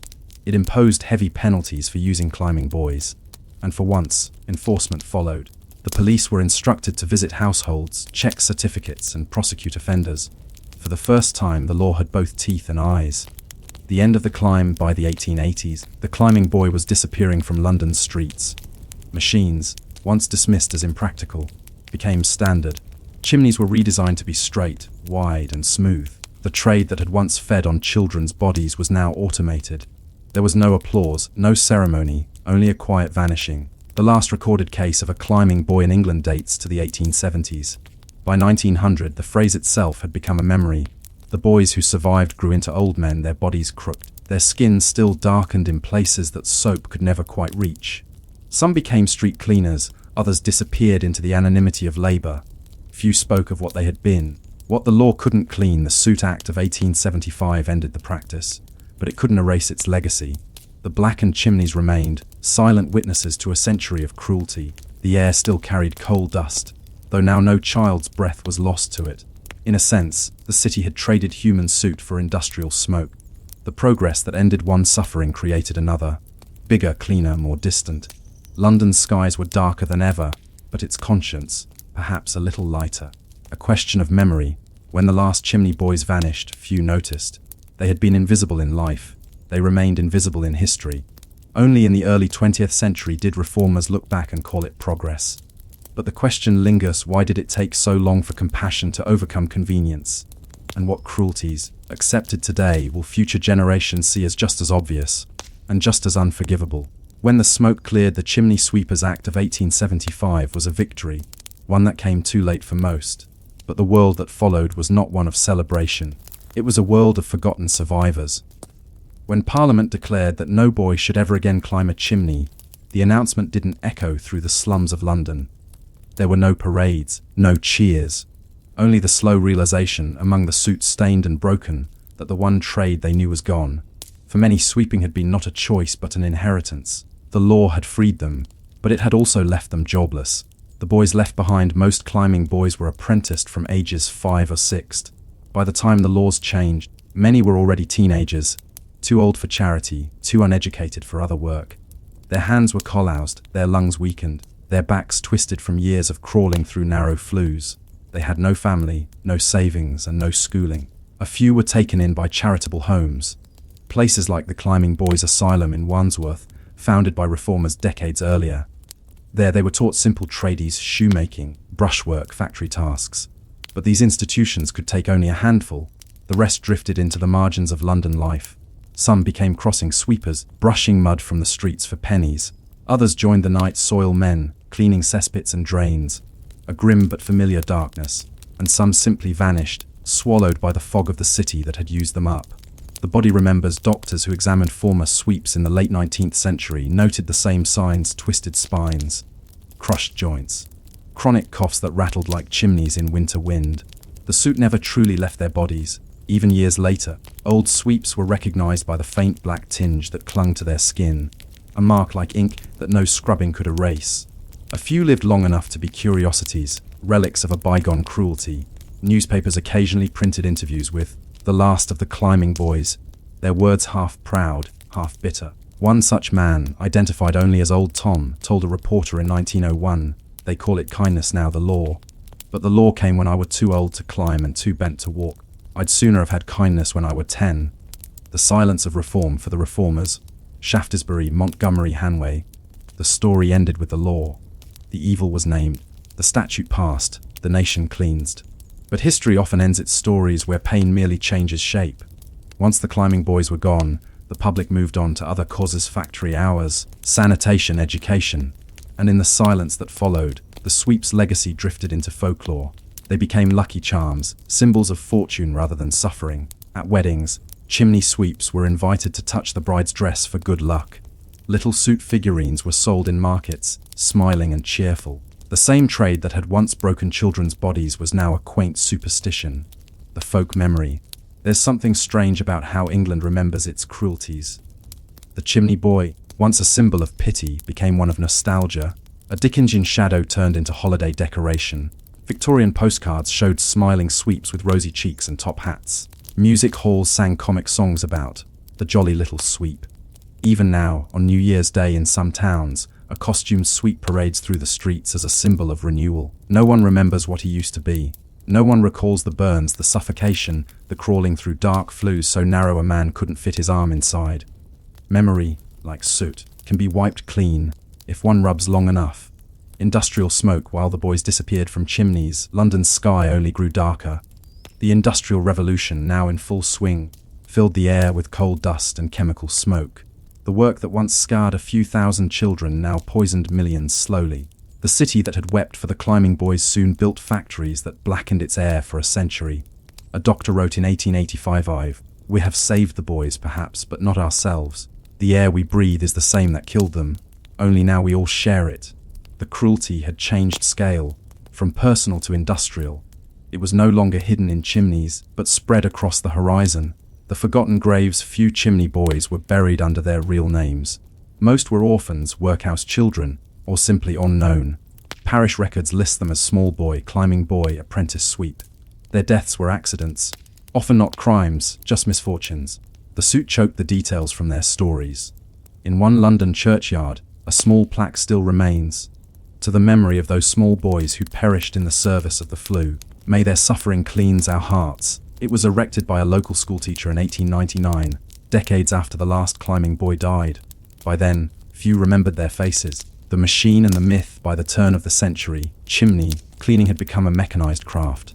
The sweeping brush, first dismissed as useless, was now the standard tool. Inventors refined it with wire bristles, flexible rods, and rotary mechanisms. The same machine that reformers had championed 70 years earlier was finally accepted. Once the profit made sense. The moral question, it turned out, had never been about right or wrong. It had been about cost. The mechanical brush didn't win because it was humane. It won because it was efficient. echoes in other trades. The story of the climbing boys is not unique. Every age has its own suit, its hidden labor. After the chimneys came the factory children, the match girls, the coal pickers, the street hawkers. Each new industry found its own small hands to exploit, its own narrow flues to crawl through. The laws changed, the logic didn't. In 1900, a journalist reflected on the old sweep trade, where boast that no child now climbs a flue. Yet every dawn, children climb other dark passages, of work, of want, of hunger. We have not ended the climb. We have only changed the walls. The old men of suit, a few former sweeps, lived long enough to see the century turn. They gathered sometimes in poorhouses, bent and coughing, telling stories that listeners half believed. To them, the world above ground always felt too bright, too open. One said in an interview from 1920, "It's strange to breathe so much air. You feel lost in it." Down the chimney, the world was smaller, but it made sense. These men were walking ruins of a forgotten war, casualties of necessity. They didn't want pity. They wanted to be remembered. The Museum of Soot in 1930, the Museum of London acquired a set of chimney sweeping tools, brushes, scrapers, and the tiny shoes of an apprentice boy. The curator noted, "They are black with age, though the suit never quite comes off. One can almost imagine the boy who wore them." They were displayed behind glass, under bright light. Visitors stared, perhaps with curiosity, perhaps with shame. 100 years earlier, such a sight would have been ordinary. Now it was history, safely sealed away. Shadows in the smoke, there's a story told among old Londoners. Perhaps a superstition, perhaps just memory turned myth.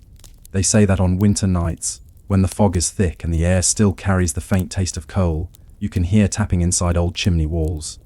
Not loud, just a faint, rhythmic scrape, like a brush against brick. And if you listen too long, the sound stops suddenly, because the boy has reached the bend, and there's nowhere left to climb.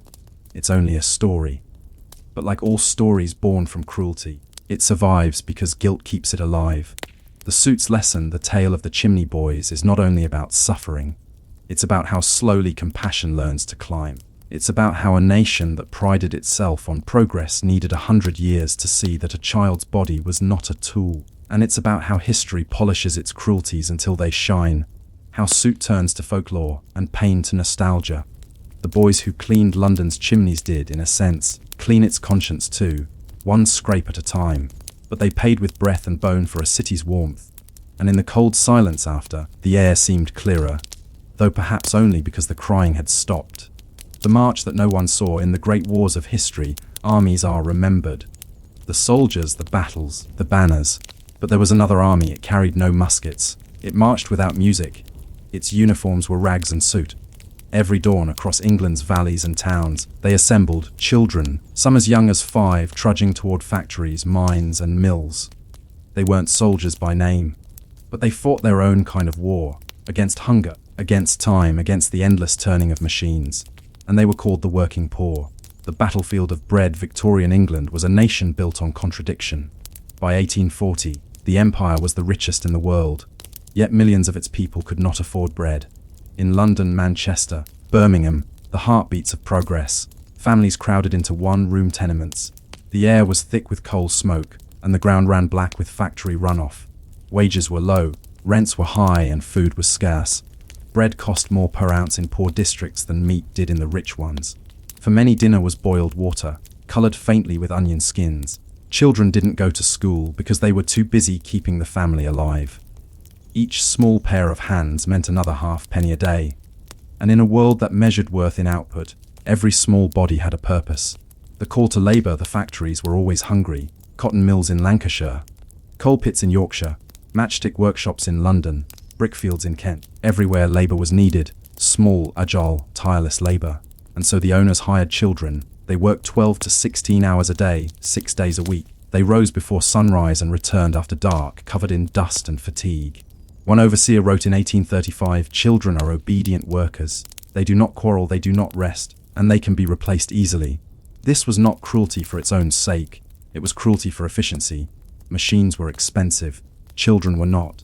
The mill girl in the northern mill towns, rows of girls lined up before dawn. They wore coarse dresses, hair tied back, faces pale with flour dust. At the age of 9 or 10, they became half-timers, splitting their days between labour and a few hours of school. But many never reached the classroom. Inside the mill, the air was damp and heavy with lint. The machines screamed louder than thunder, their iron jaws spinning cotton into thread. The girls tied broken threads with nimble fingers, leaning dangerously close to moving gears. Accidents were common, hair caught in spindles, fingers sliced off by flying shuttles. But worse than pain was the monotony, the endless motion, the unchanging rhythm, the slow erosion of self. A factory inspector once described a 12-year-old worker in Leeds. Her expression is blank. She has forgotten how to play. The boys are the mines if the girls tended the mills. The boys dug the earth. Coal was the empire's lifeblood. It heated homes, powered engines, lit lamps. And deep beneath the ground, in tunnels barely wide enough for crawling, children carried it. They were called trappers and hurriers. A trapper's job was simple and brutal: sit in darkness for 12 hours, opening and closing a ventilation door as carts rolled by. They were paid a few pence a day, less than the price of a candle. Hurriers pushed carts of coal through narrow passages, their small bodies strapped to the carts with leather belts. They crawled on hands and knees, their faces inches from the earth. A parliamentary report from 1842 described one boy of 8, naked to the waist, chained to his wagon. He drags it through a passage so small that he must lie flat to move. It wasn't called slavery, but it looked like it. The hunger that never slept for most working families. Hunger was constant, not the sharp hunger of famine, but the slow hunger of poverty. A loaf of bread, a bit of lard, weak tea. That was breakfast. Dinner, if there was one, might be boiled potatoes and cabbage water. Meat was a luxury for Sundays, if at all. Children went to work with empty stomachs and came home to cold rooms. They burned more calories than they could consume, but the body learns to survive on less. A doctor writing in 1848 called it the hunger adaptation. The child grows quiet, slow, almost calm. The eyes dull, the skin waxen. They appear content, but it is the contentment of exhaustion. It was this eerie calm that gave the working poor their reputation for endurance. But endurance is not peace. It is simply the body refusing to die. The overseer's watch. Inside every factory stood an overseer, usually a man with a cane or a rope whip. His task was to maintain order and speed. If a child slowed, he struck.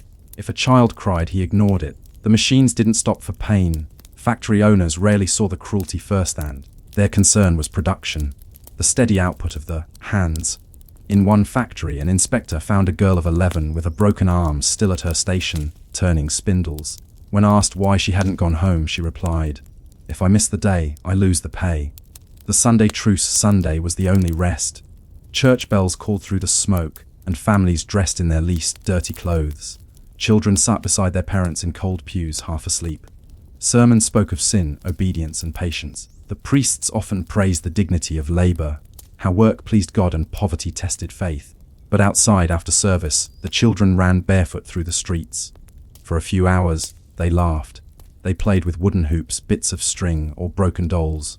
It was the only war they could win, a brief victory against time itself. The watchers of reform, not everyone looked away. By the 1830s and 1840s, a movement began. Writers, doctors, reformers who couldn't unsee the suffering. Among them was Lord Ashley, later known as the Earl of Shaftesbury, the same man who fought for the chimney boys.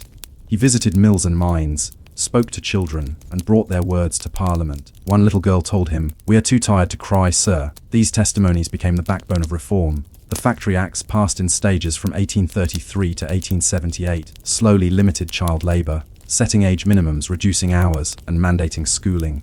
But laws on paper moved slower than profit. For every factory inspected, 10 went unseen. The hungry army kept marching. The machinery of progress, the strange irony of it all was this: England's greatness depended on the very children it seemed most eager to forget. Every rail, every brick, every bolt of cloth bore their fingerprints. The Industrial Revolution, so often celebrated for innovation, was at its heart a story of endurance. It was the work of small bodies fueling large machines, and though their names are lost, their labour is not. It built the cities, it fed the empire, it turned hunger into motion. The sound of the whistle, imagine it dawn in a mill town. The whistle blows. The streets fill with shuffling feet, coughs, and the rustle of aprons. Mothers carry infants to neighbours' care. Fathers walk to the foundry, and children, pale, sleepy, quiet, walk to the spinning floor. The air is cold and the sky is grey. Coal smoke rises like a second sunrise. Inside the factory, the machines roar awake, drowning out everything human. The war of hunger continues, silent, endless, unrecorded. And yet, you might ask yourself, what happens when hunger is the only commander a nation obeys? When an empire builds its glory on the fatigue of its smallest citizens, when the children who keep the machines running begin to realize they're part of something much larger than survival, the answer lies in the next part of their story, when the hungry army learns to speak. The quiet that became a shout for decades, England had grown rich on the silence of its poor. The factory children never rioted, they rarely protested, they worked, they coughed, and they slept. But by the 1840s, something began to change. A wave of unrest swept through the industrial towns. Chartism, unionism, reform leagues, movements that spoke, finally, in the voice of hunger. It was not just the men who marched. Women and children followed. Their banners read simple words: braid, work, justice. The empire had built its strength on labor, and now labor demanded to be seen. The words that lit the fire, it began as many revolutions do, with words. In 1832, a journalist named Michael Sadler chaired a parliamentary committee to investigate factory conditions. The testimonies he gathered shocked even hardened politicians. One child of 10 described, "We start at 5 in the morning and work till 9 at night. My legs swell, my back pains. I am always tired." Another told the committee, "If we are drowsy, they strike us with straps." A Sadler's report was printed and distributed widely. Pamphlets, newspapers, sermons. It gave the voiceless a sound. And once England heard it, it could never quite forget. Dickens and the factory of fiction, few writers carried the weight of working class misery into the public imagination as powerfully as Charles Dickens. He had lived it himself, working in a blacking factory as a child while his father sat in debtor's prison. Through novels like Oliver Twist, Hard Times, and David Copperfield, Dickens turned real suffering into narrative memory. Readers wept, protested, donated. For the first time, the poor were not statistics. They were faces, names, voices. Yet Dickens' genius was not in his outrage. It was in his monotony, the long dreary descriptions of work, dust, and grey skies. He made boredom itself a kind of horror, because that was the true enemy of the poor, not pain but endlessness. The mills of Manchester. If London was the empire's brain, Manchester was its beating heart. By 1850, over 500,000 people lived there, most of them workers. The air never cleared. The river ran black with dye. Factory owners called it the City of Enterprise. Reformers called it the City of Death. In the mill districts, entire streets were populated by workers under 20. Girls stood at the spinning mules for 14 hours, fingers raw. Boys hauled coal to the boilers, skin blistered by heat. And at night, when the mills finally fell silent, the sound of coughing filled the air like rain. Doctors called it mill lung, a slow drowning in dust. The inspectors arrived. The Factory Act of 1833 created a new kind of profession, the factory inspector. These men were often former soldiers or clerks, armed with the authority to enter workplaces and enforce the new child labor laws. But the owners were prepared. When inspectors visited, the children were hidden. Older siblings took their places, or the machines were stopped entirely. A Leeds mill worker recalled, "We were told to say we were 14, even if we were 10. If we forgot, we'd be beaten after the inspector left." Still, inspection reports began to pile up, a slow bureaucratic rebellion against cruelty. Each number, each statistic, was another wound recorded. Each visit made the invisible slightly more visible. The March of the Match Girls in 1888, long after the first factory reforms, a new spark ignited in the match factories of London. The workers there were mostly girls, some no older than 12. They dipped wooden sticks in white phosphorus, which made the matches glow and slowly poisoned the workers. Their jaws rotted from the inside out. The disease was called phocy jaw. When management cut their pay further, the girls refused to work. They walked out, hundreds of them, and gathered in the street. Their protest became known as the Match Girls' Strike. They demanded better pay, safer conditions, and respect. They won. It was one of the first successful labor strikes led entirely by working-class women. The newspapers called them the bravest girls in England. But they were not extraordinary. They were simply tired of dying quietly. Bread and power hunger was not only physical, it became political in 1846. During the debate over the Corn Laws, tariffs that made bread more expensive, the working poor flooded the streets of London. They carried empty loaves as symbols of their suffering. They shouted, "Cheap bread or blood." The government, fearing revolution, repealed the Corn Laws. It was a rare victory for the hungry, proof that stomachs could move parliaments. But even in victory, the poor gained little. Bread became cheaper, but wages fell too. It was, as one worker wrote, like winning a battle with no food left to celebrate. The Child's Voice by mid-century, education began to creep into the factory schedule. The Education Act of 1870 made schooling compulsory for children under 10. It was a revolution disguised as paperwork. For the first time, a child might spend an hour each day learning to read, to write their name, to understand the world that used them. Literacy turned laborers into citizens. A girl from Oldham wrote in her school notebook in 1874, "I can read the words they say about us now." That sentence, simple, quiet, was the beginning of something enormous, because once the poor could read, they could organize. Once they could write, they could remember. The hunger marches by the 1880s, the working class had learned to march not just for food, but for dignity. The hunger marches became a recurring sight, lines of men, women, and children walking from factory towns to London, carrying banners made from old sheets. They didn't ask for recognition, they asked for recognition. When questioned by police, one marcher said simply, "We are walking so they cannot say they didn't see us." The government rarely responded, but newspapers did. Photos, engravings, and editorials spread their image across the country. The sight of thin, tired faces marching through the fog became impossible to ignore. The voices on paper by the end of the century, the story of child labor had been written down, documented, and archived, but the living echoes remained. Inspectors' reports, reform pamphlets, novels, and testimonies all preserved the same haunting truth. The children had built the modern world, and yet they had left almost no trace of themselves. Their names, their laughter, their daily routines, all lost. All we have are the records of those who watched. History once again spoke for them, not with them. The long road out of hunger. By the early 1900s, factories began to modernize. Machines replaced manual labor. Children were gradually phased out, not out of kindness, but because machines had finally become cheaper. The empire that had thrived on child labor began to congratulate itself for ending it. In truth, the war of hunger had not ended. It had only moved.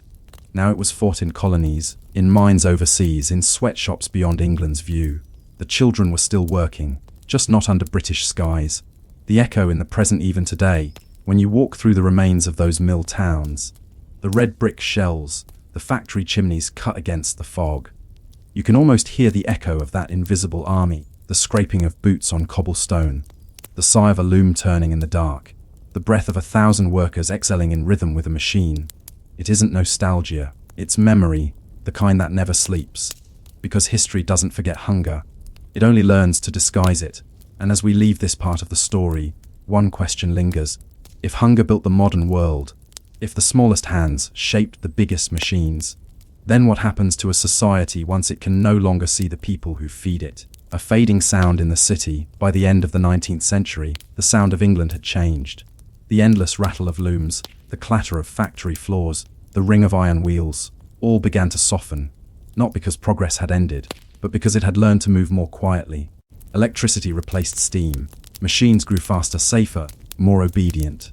And the children who once crawled beneath the gears were, at last, sent elsewhere. To classrooms, to training halls, to the uncertain freedom of leisure. But the city did not forget. The brick walls of the mills stood for decades, hollowed and soot-stained, as if the buildings themselves mourned the lives they had consumed. At dusk, smoke still hung in the air, thinner now, yet carrying the faint echo of millions of unseen hands. The new discipline, when the Education Act of 1880 made school attendance compulsory for all children under 10, the change felt revolutionary, and yet strangely familiar. In many ways, the new schools were modelled after the factories. Bells signalled the beginning and end of the day. Desks were arranged in neat rows.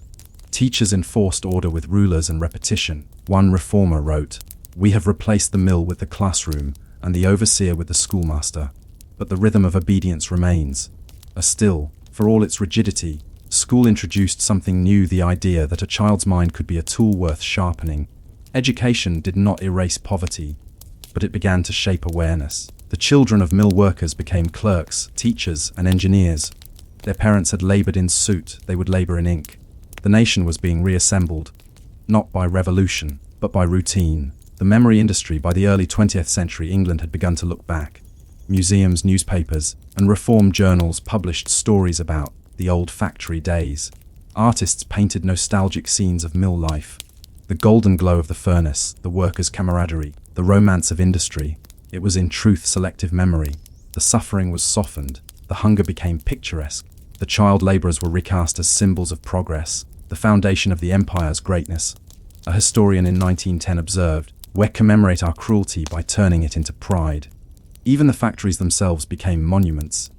Their tall chimneys, once instruments of misery, stood as markers of national achievement.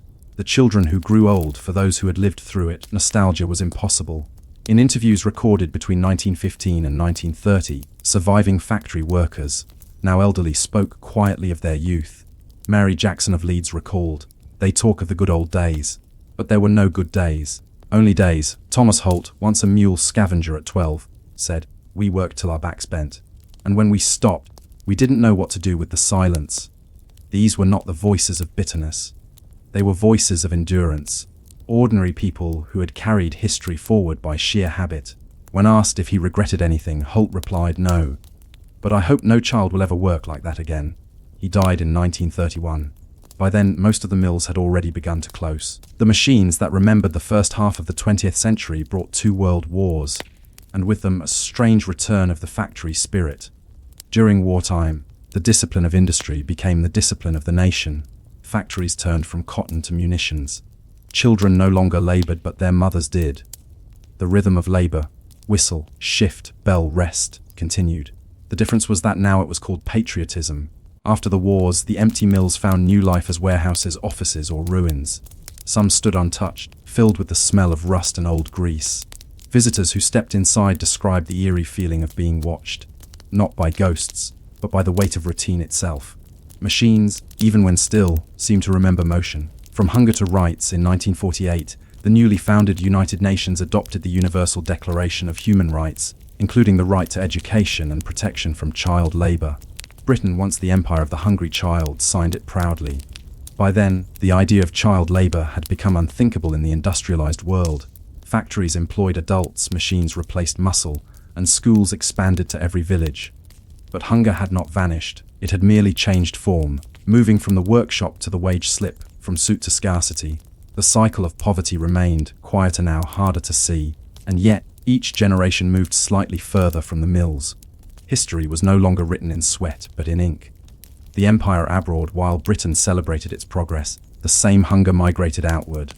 In India, in Africa, in the Caribbean, colonies supplied the raw materials that once came from Manchester's factories. Children still worked, harvesting cotton, carrying coal, weaving jute. The empire had exported its labor model along with its railways. The historian E.P. Thompson once remarked, "Why ended the cruelty at home only by sending it abroad?" It was a truth few wished to hear. Industrial civilization, even in its humanitarian age, still needed invisible hands. The Mill Museum. By the 1970s, Britain began to formally preserve its industrial ruins. Old textile mills became heritage museums, offering tours that guided visitors through the machines of the past. Children on school trips would stand where children once worked. The exhibit spoke softly about progress, innovation, the rise of modern society. There were charts and photographs, even a few mannequins in 19th century clothes. But rarely did they mention the smell of sweat and oil, the sound of coughing, the ache in a 10-year-old's legs. History had finally made peace with boredom, smoothing its edges, polishing its iron. And yet, for those who listened closely, the walls still hummed. The return of the word hunger. In the 1980s, sociologists began to revisit the concept of economic hunger, not starvation, but the quiet deprivation of dignity. They found echoes of the factory era in modern cities: long hours, minimal pay, rented lives. Different century, same fatigue. The phrase, working poor, reappeared, as if history had walked in a circle.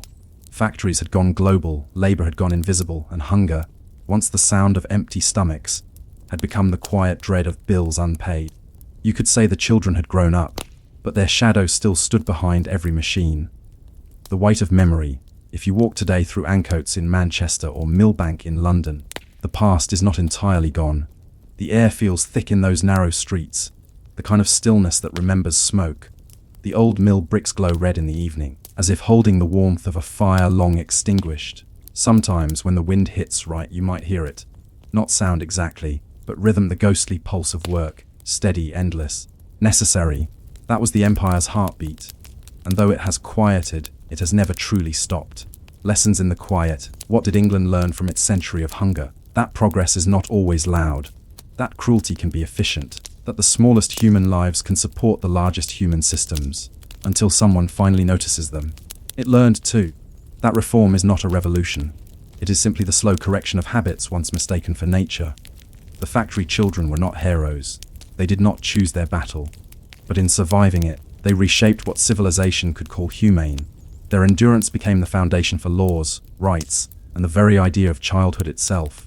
The last hunger today, when historians write of the Industrial Revolution, they often begin with invention, steam engines, cotton mills, railways.